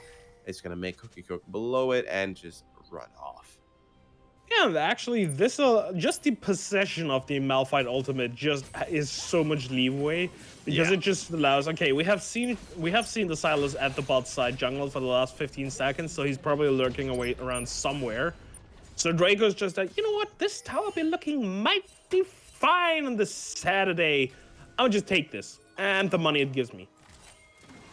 And absolutely, money well spent, to say the least, with the next dragon up in 35 seconds on the rift here. And we already see that IYBC and IA Draco looking to set up, see if they can catch someone out, get an early pick, which will make the fight so much easier for them. But I also have to, like, applaud the blue side way of patience. Like, despite them being currently ahead nearly 8,000 gold, they are not, like, trying to push their luck. They're like, okay, rule number 1 of, like, playing League of Legends, if you're ahead, don't take stupid risks. Like, we knew that IYBC was, like, in the possession of the Unstoppable Force. Yeah. Could have just used it to go in, maybe try to 1v3 against Trespass and Bellow. Held his horses, didn't want... Oh, that was close. Didn't want to, like, force his fight, and just, you know what? Just existing and them knowing that I have this weapon of mass destruction in my hands, or now had, just allows him to put so much psychological pressure up on him. And, well, he's just going to make use of it. He's not going to be able to steal it for quite some time now. I have the feeling Malphite is immune to it for about 30 more seconds. And afterwards, IYBC will just steal it again and use it for the Baron fight. Like, I highly doubt he's going to use it for anything else except for maybe a pick. I mean, free pick is free pick.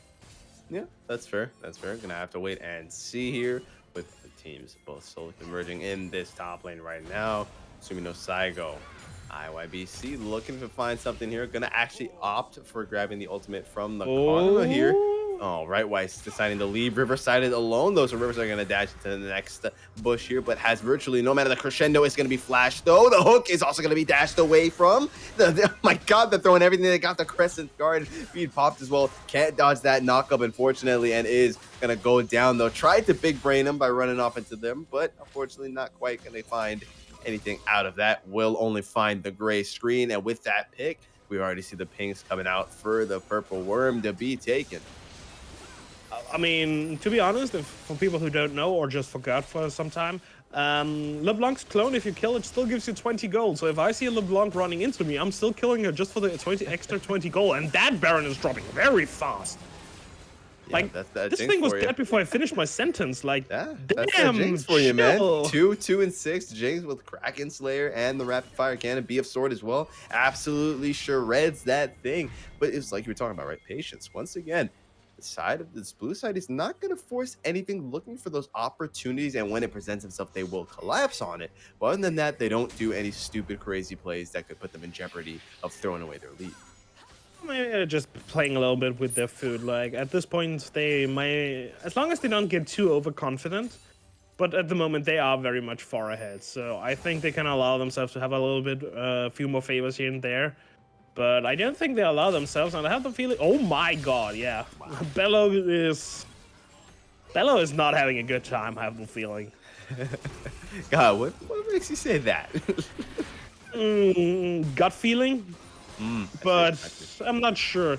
Maybe just 5 level difference between him and the enemy ADC. Yeah, oh, that's also my gonna be God. HP bar difference. So Cataclysm, so Unstoppable Force, everything got popped in with the Crescent Guard, trying to do his best, but they're gonna have to leave Sumino Saigo behind as he's just in the thick of things. IYBC is there as well. They're trying to use the Malphite. Oh, nothing quite gonna come out of it though. And Sumino Saigo will take out Trespass. They'll get him in return, though. That's the shutdown that they might be needing. Right, Weiss needs to dash to get on out of there. The flag and drag. Bello trying to buy him as much time as they can with the chains, and should be able to find it. Still trying, but I hate Draco. You gotta give it up. The turret just hits a bit too hard. They will go 2 for 2. Yeah, but now with Riverside and Trespass dead, they don't have anything to like actively contest the enemy Winian Maeve. I know what I said. I mean, yes, they have like the Malphite and they have the J4, but they don't make the most consistent damage to be able to damage the minion wave enough.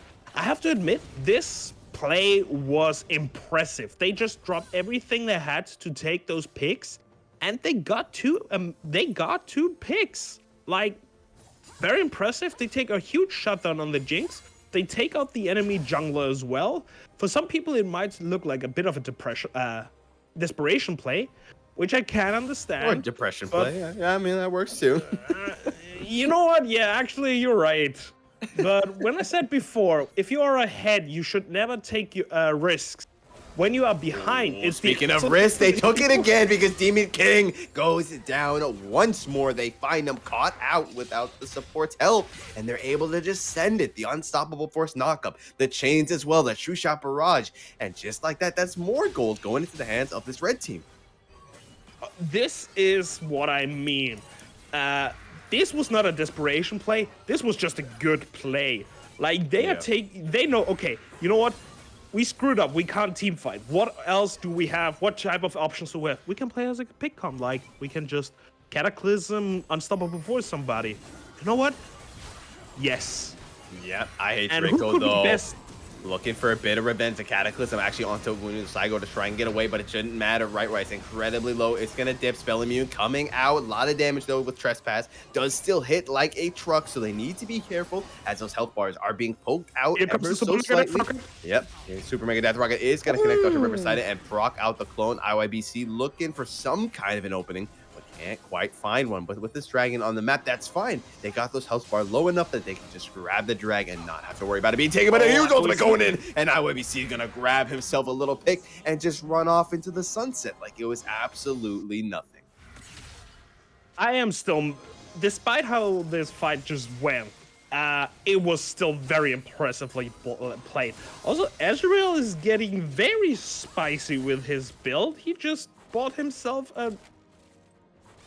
Yes, he bought himself a Duskblade. I don't know what exactly the plan is. Maybe I just need to visit the subreddit of the Ezreal mains once again. But I think this is like a thoughtful later. I have the feeling we're getting one last fight out of this. Yeah, and I mean, also might have something to do with that. You know, he realizes he's his team's last hope, right? He's really the only one that's hitting pretty hard at the moment. The rest of his team is kind of just there to make openings for him. So he's really looking to just kind of get as much damage as possible while also getting that cooldown reduction so he can keep using that arcane shift to try and get out of these sticky situations in case things don't end up going his way. Yeah, and actually all the fights... Okay, I have the feeling they might be onto IOBC. Indeed. They're looking for that But pick. Stain is in the area. Once again, a very nice flash, though, preemptively by Bello to get over the wall. But that TP. TP in the top. And I hate Draco. He's coming in from the back line. Hello, good sir. You're done here. He's going to pick up the kill on Bello. Going to take out Rice, who is going to go ahead and resurrect. But where are you going? Into the ground. Flag and drag over the wall with the Cataclysm, but it doesn't matter. It's going to go down. Cataclysm ultimate coming out here as well from IYBC, was able to grab it. Gonna miss the he missed the hook at Riverside. It even waited toxically before he dashes away again.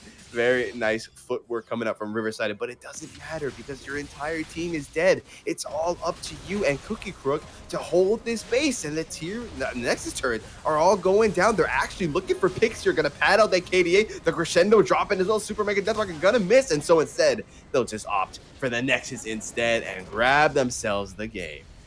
Oh, I actually was hopeful for a second for a turnaround. That was actually looking so promising. Like, last game I mentioned, the game we had before was just like a difference in macro, a macro victory. This game was more like a micro victory. Every single one of the players showed the skills themselves, but still, I think that the red team, with how they used the secondary win condition of their comp played, had the better macro. Like, Draco had a very good TP like here at the end of the fight. But overall, like how Right Wise as well as Cookie and Trespass all together just said, okay, we are going to do something. We need to put something in. I'm sorry. And it allowed Trespass to actually get back and ahead in the game. Like, he was able to not only hit level 15, he was also able to like get ahead of his competitor. And adaptability, right? It's like they realize that this whole team fight comp really isn't working out for him.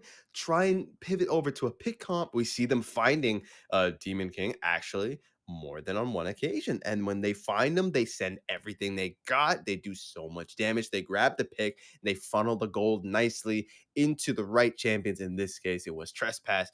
Played his heart out, tried his best, but overall, there's only so much the lone Ezreal can do when you have I Hate Draco, who's just looking to absolutely run you down. When you have IYBC, who's just constantly taking that Malphite ultimate and just sending it at you. When you have Demon King Stain, who's always getting those resets running at you, or Tsumi no Psycho, who hits you with the wind becomes lightning and dashes right on top of you. Yeah, but despite all of this, it was a micro victory for the blue side team, but it was definitely a macro It was a demonstration of advanced macro gameplay of adapting for the red side. So despite this being, to put it lightly, a one-sided massacre for blue side, I actually think that Red Side also showed like impressive amount of skill. They Definitely. were willing to take risk.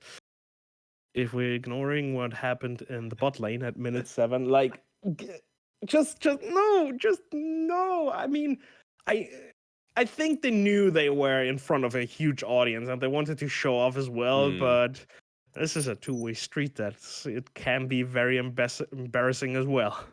Yeah, no, that's fair. It didn't end up working out for them forever and more. I mean, I feel like we didn't even talk about him that much just because, he was kind of the support. And I feel like supports tend to kind of be overlooked a little bit. Mm. But that crescendo was huge. That was allowed Oh them yes, to actually turn that fight around in their favor. Demon King Stain realizing the opportunity that was presented, sends the ultimate out, grabs themselves that pick. And Bello, in the same respect, was also trying his best to keep his teammates alive. We saw those shields coming out, keeping Right Wise from actually dying from the turret. And overall, he's just running circles around him, trying to do damage with those empowered Qs.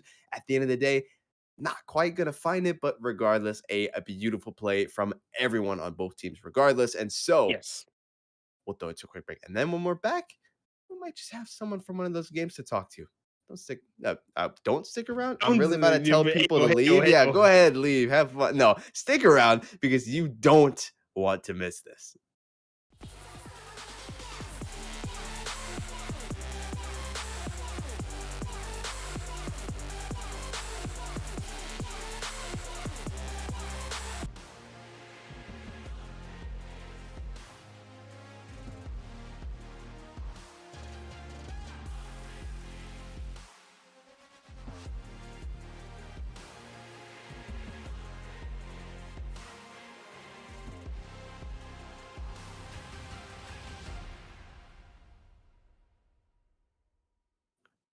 What's going on, everybody? Now you know how the saying goes. All the good things must come to an end. So, this is going to be the last game for tonight, but it will be continuing tomorrow. So, technically, it's not over yet, but this will be the last game for tonight. So, let's get right into it. And in typical fashion, we have a couple of returning characters this time around, especially one that we need to look at, Cookie Crook, who has gone 0-2 so far. Amp, is he going to find his You really, redemption here? bruh, you're really just going to call him out like that? We I'm just specifically saw.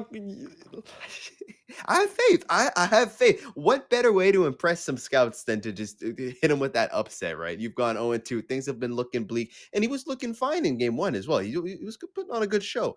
Game 2, not so much. But that's beside the point because it's a new game. It's a new day. It's a new game. It's a new day. It's a new life. It's New a year, new new me me. beneath. Not a new year, but also not a new me. Still an old me. New Saturday, new Echo skin. Damn, Yeah. could you Let's imagine? go. I love that. I The love that. Echo. Let's I the remember I Echo. waited Let's go. months for them to drop Academy Echo because they teased it, and I was Wait, just sitting there, or not. Whatever. What was it called? Uh, yeah, you yeah. mean Firelight? No. This is way. I'm talking way back. Academy. That was awesome.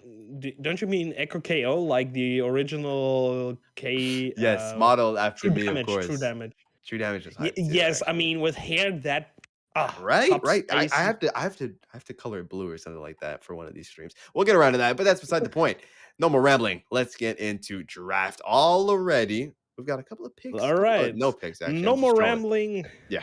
Yeah, no Only more band's gonna. rambling. There's our Let's go first back pick. to Yeah, there's our first pick. Is gonna be the Jinx per usual, the right? If it's not banned, you gotta pick it. We're seeing from the bands coming out. Graves is soon to follow. We have the Zeriash being oh. picked up. So both ADCs being locked in here. And speaking of that, the Nautilus to follow as well. Is that surprising at all, or is that pretty much I what we am expected? actually just running around like a headless chicken at the moment, but to be honest, it's not.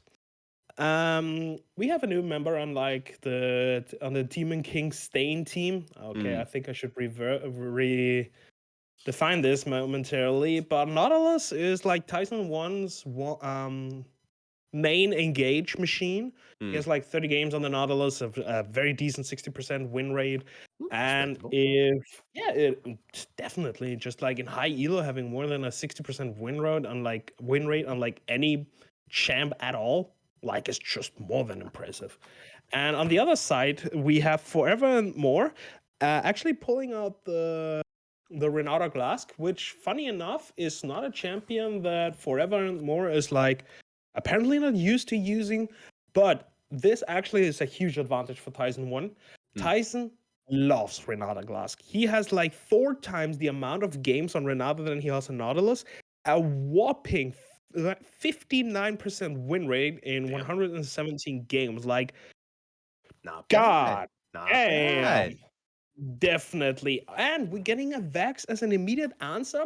Now, I know we cast are supposed to be like not have any types of precognition. Like, we should Mhm. look at everything objectively Mhm. and not be swayed. Okay, I'm But waiting for the but. Yep, there it is. yes, Okay. there it is. I am not going to sugarcoat it. I love what Rabadon is bringing generally as a player, as Mhm. literally as a player to the table. He's not bringing the death cap. He is bringing sass. What do I mean by this? He is, from all the players we have had gone through today, he's like one of those players who's like playing 2 different roles in his own right. Mm. He's a mid laner and a bot laner. He lost, and he is also a great Renata Glass connoisseur. Has only 31 games on her, but still 68% win rate. But in the mid lane, he mains Vex. Apparently, hates anything that is able to move faster than 100 units on the minimap. More That's than fair. understandable. Like, nah, that's just fair. But on Vex, he's like short of 60 games and a Mhm. 56% win rate. No quarter kills on any of his champions so far. But when it comes to like his information about what his long time goals are, he said he doesn't like aim for a league per se, but he wants to meet and study, and I quote the study, like I stress it, as many high level players as possible, and he wants to focus on his strengths.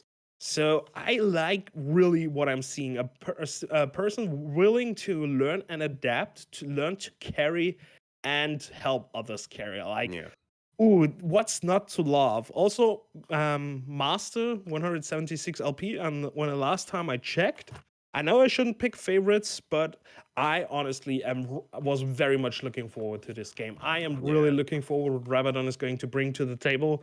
In the meantime, on the red side, we are having Furiance, another one of the new junglers. Like, we are moving through every single one of them this point. Brings Trundle to the table. Why the Trundle? Because everybody else hates what he can bring to the table. He got his Hecarim stolen, he got his Udyr banned, and I think his team already has quite a decent amount of magic damage, with Zeri doing a good mixture of both, and Mhm. Vex just, well, Vex. He's bringing a Trundle as a decent answer into the Hecarim, and maybe not wanting to, but getting picked a Gnar into him so he can just steal both of them. If he wants to, just smash the Yordle even smaller, even when he big, he be small, and just beat the horse, just send that thing back to the glue factory. That's fair. That's fair. Also, I do want to touch back on, right? We were talking about this Vex pick, right? Coming out Yes, sir. from Rabadon. Duality in league as well as in life. My man was not only a player, he's been a coach as well for 3 Oh, years. So really? he definitely knows. Yeah, he has indeed been the coach for Team A and B over at Gulf Coast University, if I'm not mistaken, for My, 3 years my. now. So that is, he definitely knows what he's doing when it comes to these picks. And like we were talking about, right? Tyson won on the Nautilus, also being somewhat of a Renata connoisseur, but he's played in quite a lot. UML, UCL, DSG, and ABL. He subbed for Collegiate over at Western Legends back in 2019, 2020. Oh. So this dude has been around the block, to say the absolute least. So it's going to be interesting to see him being rotated in as one of our newer and fresher faces. You're making me very interested in this mid lane guy and this Rabadon This guy. mid lane guy, who Uh, is this? yeah, This dude. new caster who dis. But and a Jace to finish this up. So top lane is going to be quite LCS style. Mid lane, well, I haven't seen Silas that much lately, but that's maybe because I've only been watching a little bit of pro sports. University does this to somebody, and the players are already raring to go. Like, red side is ready, blue side is ready. Everybody wants to go, and I actually have the feeling Mhm. that especially Shocky and Dunk Squad really are raring for this game. They are facing off against the Demon King. So I wonder why. And yes, there's a reason again for this entire shenanigans. Shocky, it has a performance on Irelia. Not the best. That's still like there's like not what I should be implying. 32 games, 47% win rate on the Irelia, and lost a game against Stain's Jin. So this is probably something he wants to get back in. He's not going to face the Jin. He's going to face the Zeri, but Dunk Squad as well. Apparently, it seems like Demon King Stain is going into the mid lane when he's autofilled. And he has been playing Ari there for some times. And this game got remade. So now it actually is like Dunk Squad can just dunk his first impression on top of the Demon King, as well as just show his Shocky that he got his back in restoring, I wouldn't say, yeah, let's just say honor and a little bit of ego in the top lane. Definitely. I gotta say, I'm a little surprised that we Why didn't that? see the Jinx ban coming out because, I mean, maybe they obviously didn't get a chance to watch the last game, but Demon King was on that Jinx in that last game, and Demon King was performing last game. And I feel like Jinx, like Rui keeps saying, is one of those champs, especially now currently. If you don't Oh, pick yes. her, you ban her, and if you don't ban her, you have to pick her. And when you're on that red side, you don't have the opportunity to pick her first. My assumption is maybe that they just left her open to just get the Seri on the side of Stain himself. Mm. I am running through my notes, but I have so many of them, and I'm not seeing anything about Seri being played by Stain.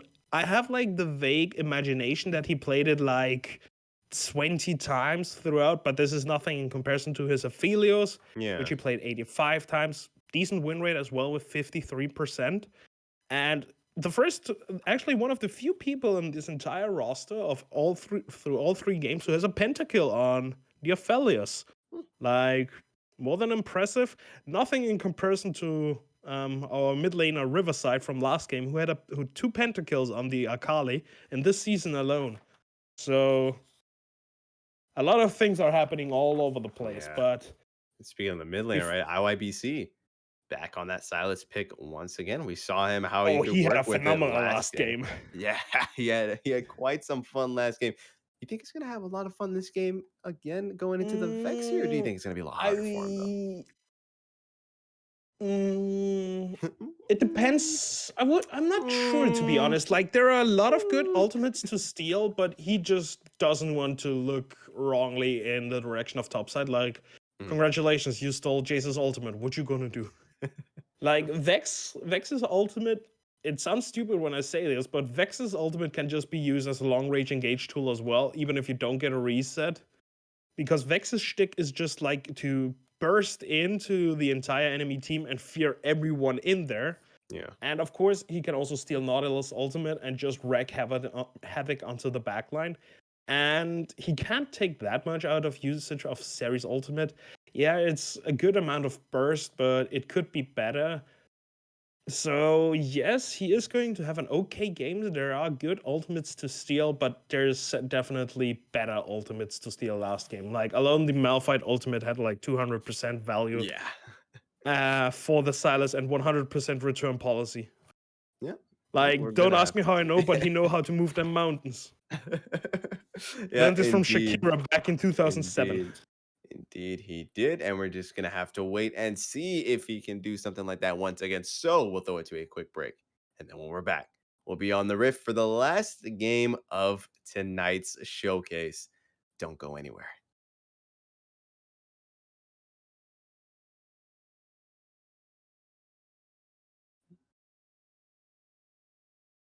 Don't know if I brought that. Oh, there we go.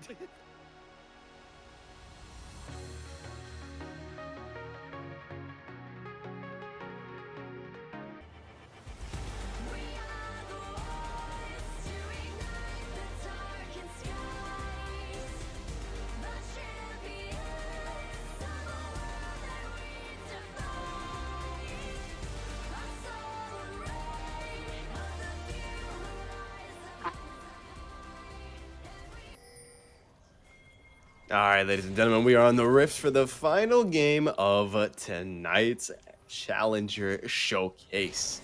Per usual, we do see this little bit of aggressive You know what? invade I have the coming in. feel. I'm immediately just cutting everything short because I have the feeling you're about to say Yeah. more words than I can. Yeah, we're gonna have this here. Oh. Tyson one steps up, but not quite gonna get enraged there. So never mind. You get to take the floor for a minute. Anything we need to be looking out for? I was actually already looking forward to a little bit of shenanigans. I was hoping for an early first blood because so far all the games we had were quite standard. There were no big shenanigans. There were maybe a little bit of a small skirmish. So like an early cheesy first blood would actually have made me laugh. And in an ideal world, it would go over to Stain or maybe Rabadon, but it probably would have just ended in with Tyson just flashing auto attacking to get the final kill. And I have the feeling they're trying double shenanigans. Like now everybody suddenly is top side. Oh, I love it. I love the ingenuity. Like they're going to lose a little bit of tempo in the bot lane, which is just a bit misadvantageous. But happens. Sometimes you have to be a little bit creative. It's not the best play, but not the best play does not automatically make it the worst play. Dunk Squad getting an early, good, strong leash. So both junglers are going to go the opposite direction. So shenanigans for the horse will end up in the top lane when he is going to gank the Cookie Crook. The Cookie Crook. I'm going to make a fan out of it and just make the Crux into cookies. Like, you can't stop me.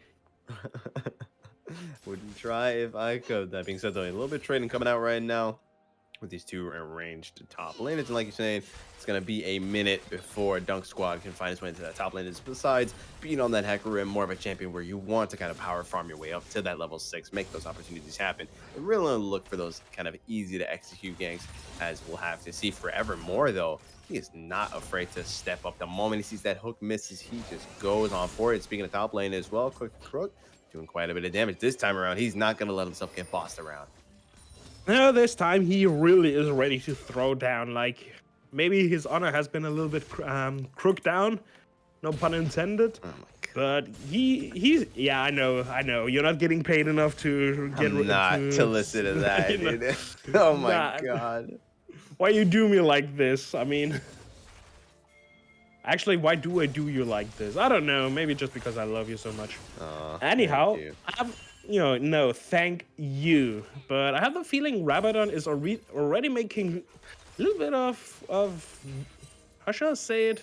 Use of the shenanigans he has learned as a support. Early vision, Shocky in the area as well, already putting up the pressure, forcing an early sweeper lens as well. He's going to lose vision, but that just proves that, okay, Dunk Squad is in the top side area. Let Trundle go into the bot lane and maybe force a 2v2 in the mid lane. And the best case scenario would just be Cookie staying in the top lane and staying safe. I have the feeling there are shenanigans in the mid lane happening. Or is Donkey Squad just willing to look for the cage?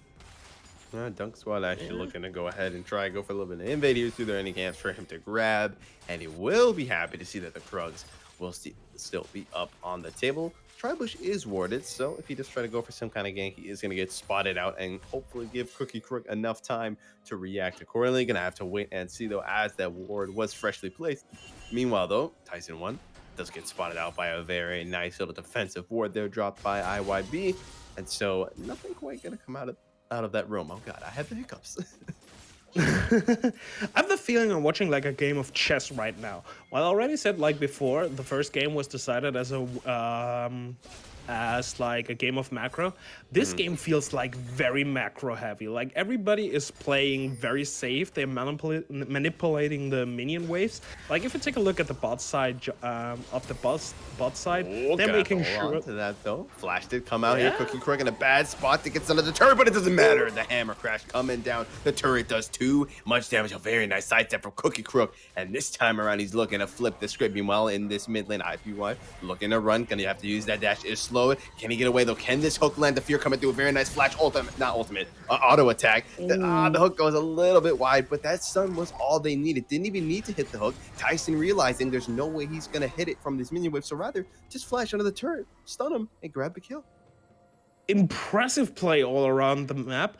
Top lane Cookie Crook finally showing what he is made out of. And I have a feeling Shocky and Dong Squad maybe had a little bit of miscommunication. While you were mentioning what is happening top lane, I wasn't paying attention. But what I was knowing is that the top side, yeah, you're laughing, but I saw the top side minions pushing back into the side of Shocky. So my assumption just was, okay, he's going to push back. He's probably going to be safe from a dive. And as Morgan Freeman, as my life's narrator, would tell me, he wasn't. And meanwhile, Not indeed. Oh, Lord, Dog Squad, though. They're not safe from him either. Tyson realizing something's going down, so he's going to try and buy as much time for Demon Stand as he can. But Demon King trying to stay in there, trying to do something, but he did get exhausted, so he's not doing a whole lot of damage. The pillar comes up, and Demon King Stain will have to fall back with that fully stacked Lethal Temple. Honey J just outranging anyone on the map right now. Yeah, and meanwhile, the mid laners are farming. Like, we suddenly have like a reversal. Every game, there's one lane that is just farming about. Meanwhile, top lane is having the brawl of a lifetime. Yep, a very nice little knock there. Shocky, incredibly low, but Cookie Crook can't really follow it up. That was a really nice hammer swing, throwing him into the turret, allowing the turret to do most of the work for him, but can't quite find the damage to close that deal. However, for that, Shocky's team will be able to find this dragon. Gonna pick that up. Nothing that Tyson one can do but watch. Yeah, and in the meantime, Rabadon in the mid lane, as said, having fun with farming up with one day I will be able to speak his name out. YBC, I swear, yeah. just trust him. Yibakud 902Q. Damn, I wish I could speak English. But I also wish that Dunk Squad knew that there is a very angry troll and a man with a suit going around. Back I have a feeling he's dead. Trying to secure his red buff. The pride might have gotten to him. He was not going to let Furence get it without a fight. Was thinking that IYBC and Forever and More were going to be there a little bit sooner. Miscalculated the time, unfortunately, and just kind of went in and died alone. Yeah, also the placement of the pillar directly to unblocking like the speed up from the horse was impressive. Yeah. Like, this is such a good combination of macro and micro. I will mention what I said before. None of the people in this team have played together ever. Dunk Squad and Shocky have like had brawls with Demon King Stain, as I mentioned before, but everybody in here seems to be able to play on a harmonic level. It's actually more than impressive. Yeah, definitely. That's showing why they are so high ranked as well. Even if they're being put together by chance, they're still able to make something happen. Speaking of making things happen as well, we do see that Tyson and I believe that is Rabadon's in there. Ference and Cookie Crook are at that. Yeah, they're at that Rift Hill at the moment, looking to secure it for themselves. Dunk Squad did get spotted out by a ward here, as he did pop the ghost. Was going to look to try and find something out of this turret, but Demon King Stain actually on the offensive here. He is level 6, so he's going to go ahead, try and scare off Dunk Squad from this blue buff, but Dunk Squad does not care. He knows that his boys will be there to back him up soon. Almost like he's trying to kind of bait him in, and I don't think that Demon King Stain is going to fall for the bait. I don't think so, but Dunk Squad is level 6 now, so now things would get very scary very fast. There's also Forever More in the area, but Tyson and Cookie Crook are in the area as well. Yeah, so Tyson, fights will happen. Here we go. Indeed, Lightning Crash coming down as well as the Chomper's going to use that unsung... oh my god, I can't even speak anymore. Forever More running for his life. The heal comes out. The flash as well. Honey J trying to tank as much as he can. The onslaught of shadows did come out from Dunk Squad and allow him to get over that wall, though, so he was able to get out alive. Yeah, and they also burned the ultimate from the Hecarim as well as Renata Glass Flash, just making one champion less mobile and making one champion have to wait for 107.69 seconds until his ultimate with a little bit more damage comes back out. Or like a flash with a little bit more damage comes more out. Meanwhile, Cookie Crook, also presenting his macro knowledge, went down and pushed in the wave topside, knew that Shocky was not able to push out the entire wave that fast, and is just able to go back up to the top lane and losing close to nothing. There is not that big of a gold difference between those two, but it's still 500 gold. Like, it could be worse, it could be better. Yeah, definitely. Dunk Squad thinking about staying, but not quite coming out of it. Cookie Crook hitting pretty hard already right now. Those empowered shots definitely are no joke. Looking for some kind of opening, but can't quite find anything right now. Fearon's just running around the map, flexing the fact that he's got that Rift Herald, trying to intimidate some people. Gonna have to see where he decides to utilize it. Probably, I would say in the mid lane, but forcing the Silas to stay or take a very bad recall. He is choosing to stay. I'm actually surprised that Fearon just didn't decide to pop the Rift Herald here as well for the extra 160 gold. Or 320 split by 2. But I have the feeling Fearon is a little bit more ambitious. He just wants to drop this boy bad in the top lane.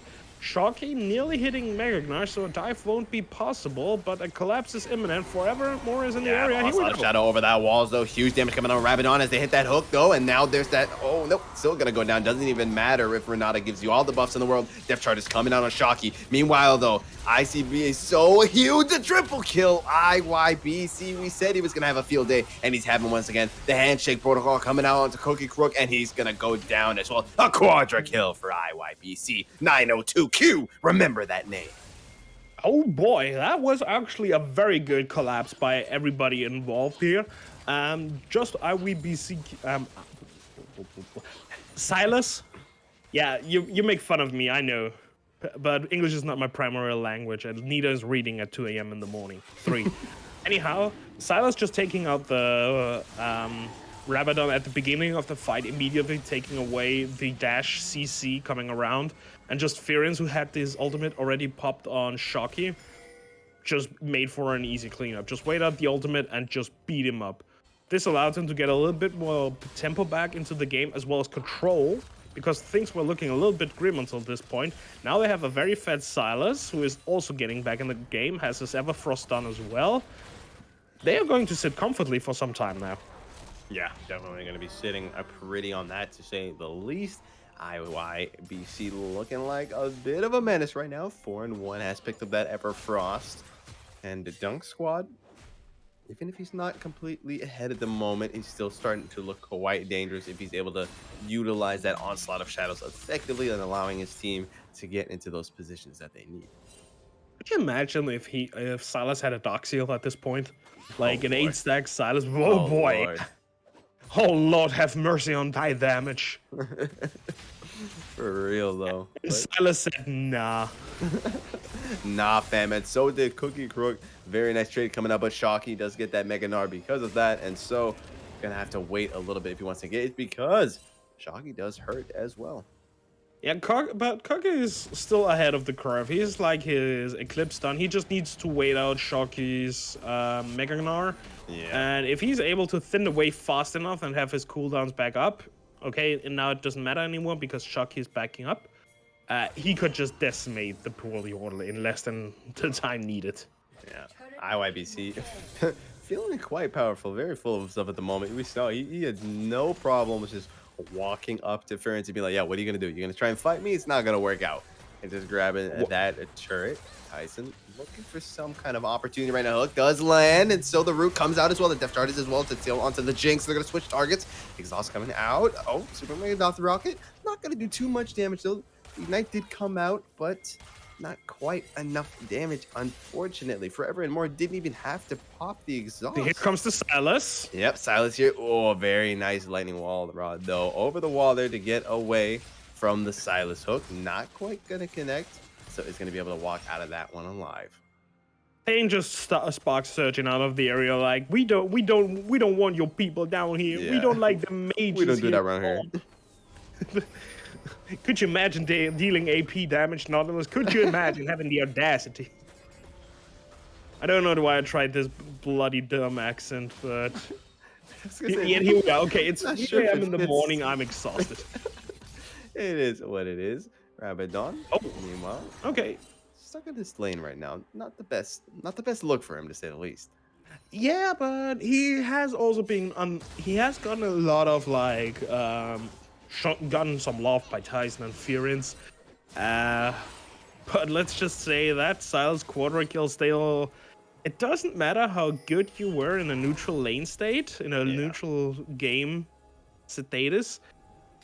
That's still a 4 kill Silas. He has his Gucci boots done. He got himself that Everfrost to keep down global warming. He is ready to fight, and Rabadon knows this, and he wants none of this. Yeah, does not want none of that smoke, but Ference is about to get some of the smoke. It's Dunk Squad, Forevermore, and Honey are all here. They find him out. Can they get him, though? Doesn't look like it. The zap not quite going to land it, so Forevermore won't be able to hit him with the handshake to try and pull it back, and they'll have to let him go. Like literally, they let him go. He did nothing to get away. He didn't even use his ultimate. Like, he just went away. There was nothing exchanging this thing. It was just like, yeah, you procced my... Oh my, top lane. Oh, Cookie Crook doing a lot of damage here with that hammer. Can you get a Q? No, not quite going to land. If you could land one, that might just be what he needs to seal the deal, but not quite going to find him. Meanwhile, in this mid lane, just some more farming going on. A little bit of trading. We see Ference on his way. Let's see if he can make something happen. Did get spotted out by that ward, but opts not to destroy it. He's a little worried, I guess. Dunk Squad and the rest of the gang are there. Oh my god, Tyson. How did they miss every single thing? Like, they missed the quick shot, they missed the auto attack, they missed the chompers, and Tyson was like, yeah, you know what? I'm gonna go back. I ain't winning none of this. Yeah, no, for real. Cookie Crook gonna go ahead and secure himself that first turret, though, and he's gonna secure himself a kill as well. Wants to go in, not quite gonna find anything. Double flash coming out. One more auto attack is needed to proc that extra damage, but not quite. Actually, you know, it did find it with that boomerang.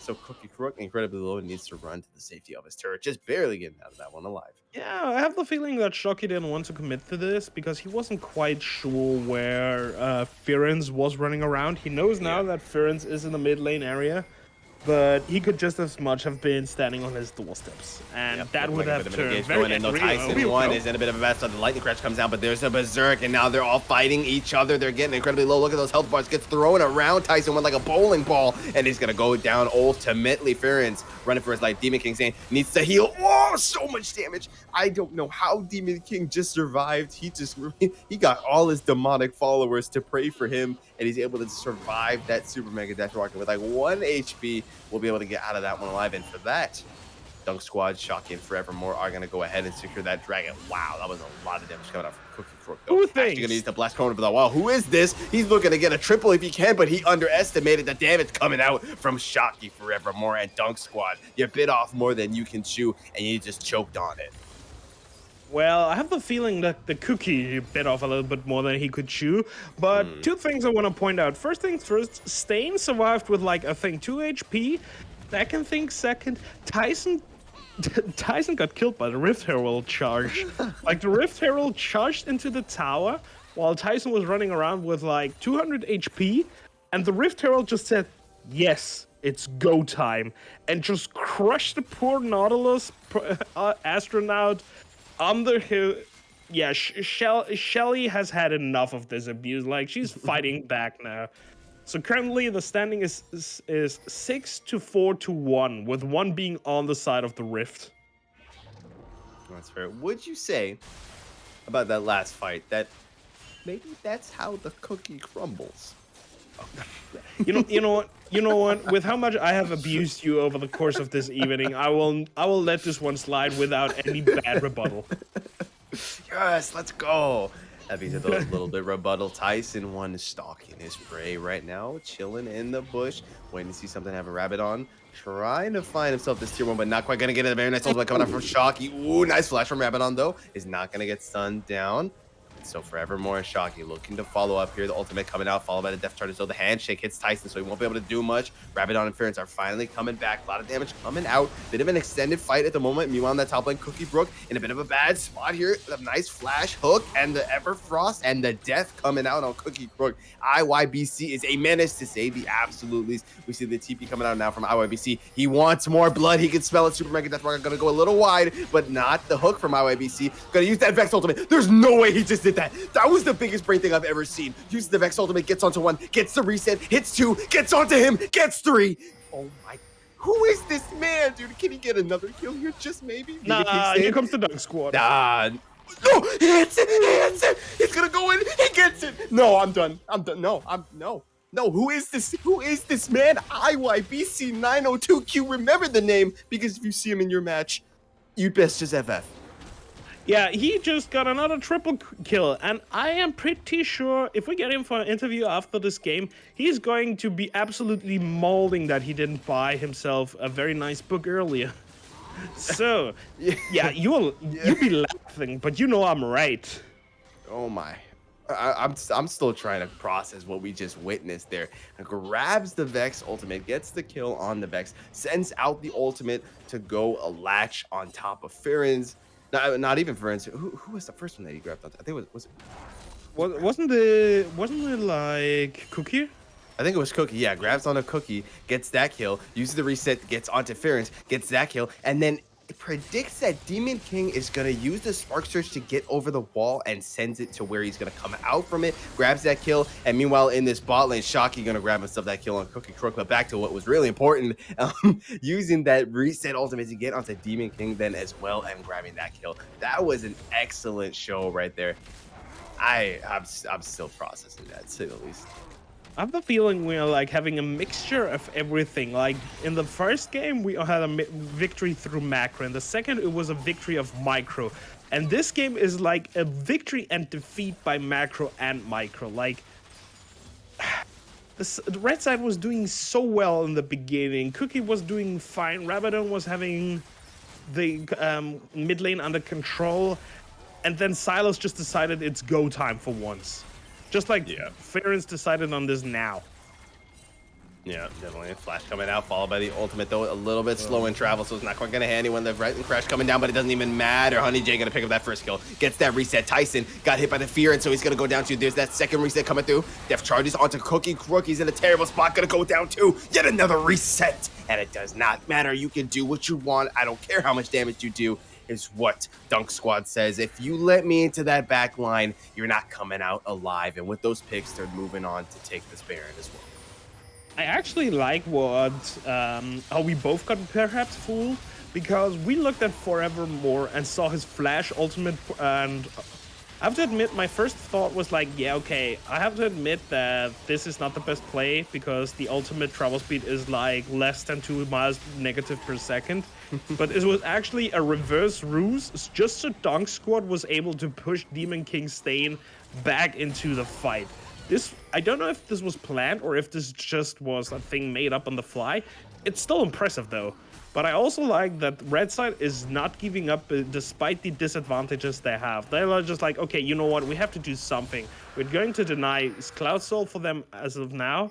We don't know how long we can withstand the aggravating assault that's about to go down. But I have actually the feeling the game is not decided yet.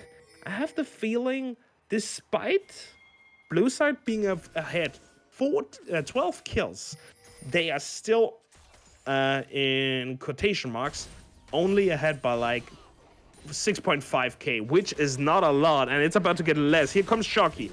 Yep, they're going to try and find some gold for themselves here. Can they get onto the death charges coming out? So much to see the lightning crash as well. The turret's doing a lot of damage. A nice 3-man ult from Shocky. They're trying to buy himself as much time as he can, but it doesn't even matter. Too much damage coming out. The turret sending shot after shot, but it's not going to be enough, and they will pick up the shutdown. So that is definitely a good first move if they want to try and bring themselves back in this game as they get that turret as well. But look, someone needs to head into this mid lane. Cookie Crook can't do it all on his lonesome. He's in a 1v3 and he has to wait for Tyson 1, for Rabadon, everyone to come back, and it's too late when they pull up because your inhibitor is gone and the culprits have long fled. Yeah, but I have the feeling that's actually the right play that happened, because in the meantime, in the bot lane, Fearance is just going sicko mode on that poor turret. He knows there's nobody in the area to claim insurance, so he's just going to beat everything he has on this thing. And if we take a look at the gold difference, that's actually a net positive. Yes, there are going to be super minion pouring into the mid lane now, but now the gold difference is only down to, I'm trying to do math, 6k. Yeah, yes, I do. Yeah, like they were able to, with the shutdown on the Gnar and the 2 towers they got now, and in addition to the objective gold, they were just getting the super minions in and lost the tower and the nexus and the what's it called, the inhibitor. But I still have the feeling this was the right play. It at least feels like the right play because I guess I can never tell anyone, yeah, let your mid lane be opened up, but you're like at least they get something out of it, right? It's like they didn't just net negative lose just their turret and their inhibitor there. They do end up getting that double turret in the bot lane, but we're gonna have to wait and see if they can actually make something out of it here. It's forever and more. Kind of deep Bit, in there, yeah. yeah, but has No one really there to everybody in the respond. area. Yeah, no one really there to respond to that. That could have been an interesting pick to make, but they won't be able to find that due to positioning. And now Honey J and the rest of his squad are looking to push this bot lane, looking to maybe take out this turret if they can. Not looking like they're gonna get much out of it though. Just a bit of a stare off right now in this jungle smite coming out from Ference to secure that. Oh, in the top lane, meanwhile. Yeah, looking like, ooh, indeed, Shocky actually been pushing out, trying to do the reverse Ference, but look at that. Ference about to go down if he's not careful. We do see Leblanc coming up from the Renata. All berserk. Lightning Crash coming down. Honey J incredibly annoying to fall back. Jace Mew on that backline. Looking to take out Dunk Squad here first. Is going to get that. That'll be that first kill for him on the board. If they can keep that up, they might be able to find something here, but it's too little, too late as all the members are dropping. Tyson 1 running for his life, but you can't outrun the missiles, I'm afraid. Will go down, and now Cookie Crook is the last man standing. We're seeing GG's in the chat. We're seeing hooks connecting. We're seeing damage come out by IYBC and Shocky. He's even gonna go gold just to celebrate. And with that, the TP comes in as well. The first Nexus turret is soon to follow, followed by the second as well. And that's gonna be a game, ladies and gentlemen. Your final game of the night. A strong performance, to say the least. And with an early quarter kill and an early triple kill, who would have expected that the Silas would just be popping off like he did? It went so well until it didn't, is what I would say. Yeah, no, you gave IYBC the Silas A again. little That I bit feel too like, much yeah, resources. yeah, and they gave him the same pick. Like, probably should have realized that that was not the move. We saw how he played it last game. Did the same this game, only better. And this is how the cookie crumbles. Oh, okay. I shouldn't have taken this joke because poor Cookie Crumb he's going to have a bad night's sleep. He is just going to, he just wants to go to bed, Yeah, I no assume. redemption, unfortunate for Cookie Crook, but he was playing quite a stellar game. I feel at least at the start, right? He was definitely showing us he knew when to kind of take these trades, and overall didn't end up playing so well. But it's kind of like an amalgamation of obviously you're a bit behind in lane, and then once you are kind of leaving your lane, you're facing down people like Honey J or IYBC who can just take you out like that, right? So it's like it's Yeah. really not much you could do. Still outputting so much damage, so much poke for his team. Tried his best, but ultimately just didn't find it today, unfortunately. Yeah, there is potential, but it needs to be nurtured first. Yeah. As said, the Dark Horse stayed dark. Rabadon still did a good performance, played this well, but as said, everything went well until it didn't when that Silas got that quarter kill and a following triple kill by basically breaking the rule of applied sciences. Yeah, you would normally just say, you know what? I think I've had enough for today. Yeah, I mean, it's like, and also speaking of potential, IYBC, right? Obviously, it's kind of that your usual shtick that like it's the flashy mid laner. It's always going to be the lane that's always given the most attention, but it's being given to him rightfully so. I mean, that triple kill with the Vex ult was giga brain. I can't even think of a right word for it. Omega giga giganto brain. Like he straight up saw the opportunity, calculated the flight path. My man's like a mathematician or something, bro. Aerospace engineer. He sees the line. He's like, I got this. Sends it, boom, hits it, gets one. Sends it, boom, hits it, gets two. Sends it, boom, hits it, and gets three. And it was just an amazing performance, to say the Yeah, absolute least. I mean, I wasn't joking when I said, you know what, he can break the rules of applied sciences. Maybe he was just very lucky. Maybe he was just like, you know what, this last charge useless. Yeet. Wait, what do you mean? Yeet! What do you mean? I found another? Oh boy, we going in. Oh, well, hello there. Just sense it. Oh my god. Yeah, absolutely amazing. And once Here I again, go getting a forever. triple again. Here we go again. And I mean, once again, right, forever and more. We've been talking about how we kind of not have to sleep on him, but it's like it's trickier to kind of be hype up the support. But once again, Forevermore was he was doing God's work. That's all you can really He say. He was was doing playing a God's perfect work. game. Yeah, Like, absolutely. Doing there's the no Lord's sugarcoating work it. there. Yeah, keeping his entire team safe and secure on that Renata pick. Absolutely beautifully done, to say the very least. Even sometimes when the ultimates weren't landing right, it was kind of those like those flukes where I was like, oh damn, that still opened up opportunities. The bailouts as well, allowing his team to do whatever they wanted. And overall, it was a stunning performance. I mean, definitely in this regard. We're trying to get our fingers on an interview with IYBC902Q, but apparently he is probably still shell shocked from the quadra triple kill combination, but which I could totally understand. But despite this, it wasn't close until like the very end. Despite like the 7 kill Silas just running amok, they were still trying their best to Yeah. like get a kill, like getting the kill on Shocky, getting both bot towers to like get themselves at least a little bit of a gold advantage through the bounty mechanics. Mm, They did, and even until the end, when they just ran down mid lane, it didn't even matter like that there were super minions in the base. Even if it were just regular minions, they would still have been able to just delete the towers as they were. yeah. Maybe they would have tanked a few more tower shots, but since everybody was dead, I don't think there was like a huge difference in this regard anyway.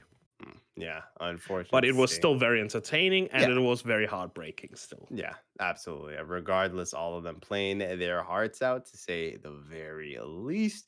And as we are waiting to see if we can interview, we'll throw it to just a minuscule break. And then when we're back, either we'll have an interview ready for you guys, or we'll just look to close things out. We'll be right back.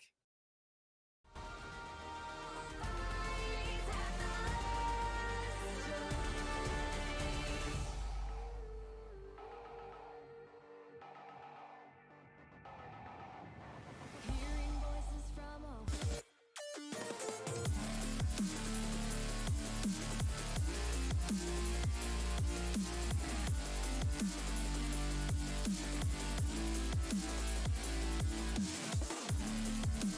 Oh, Yeah. Yes. yeah. All right, ladies and gentlemen, we are back and we've brought the, dare I say, the league philanthropist himself. He's given up his life. He's given up the goal. He's given up the minion to his ADCs. It's the one and only, better known as Forever and More. How are you feeling after today, man?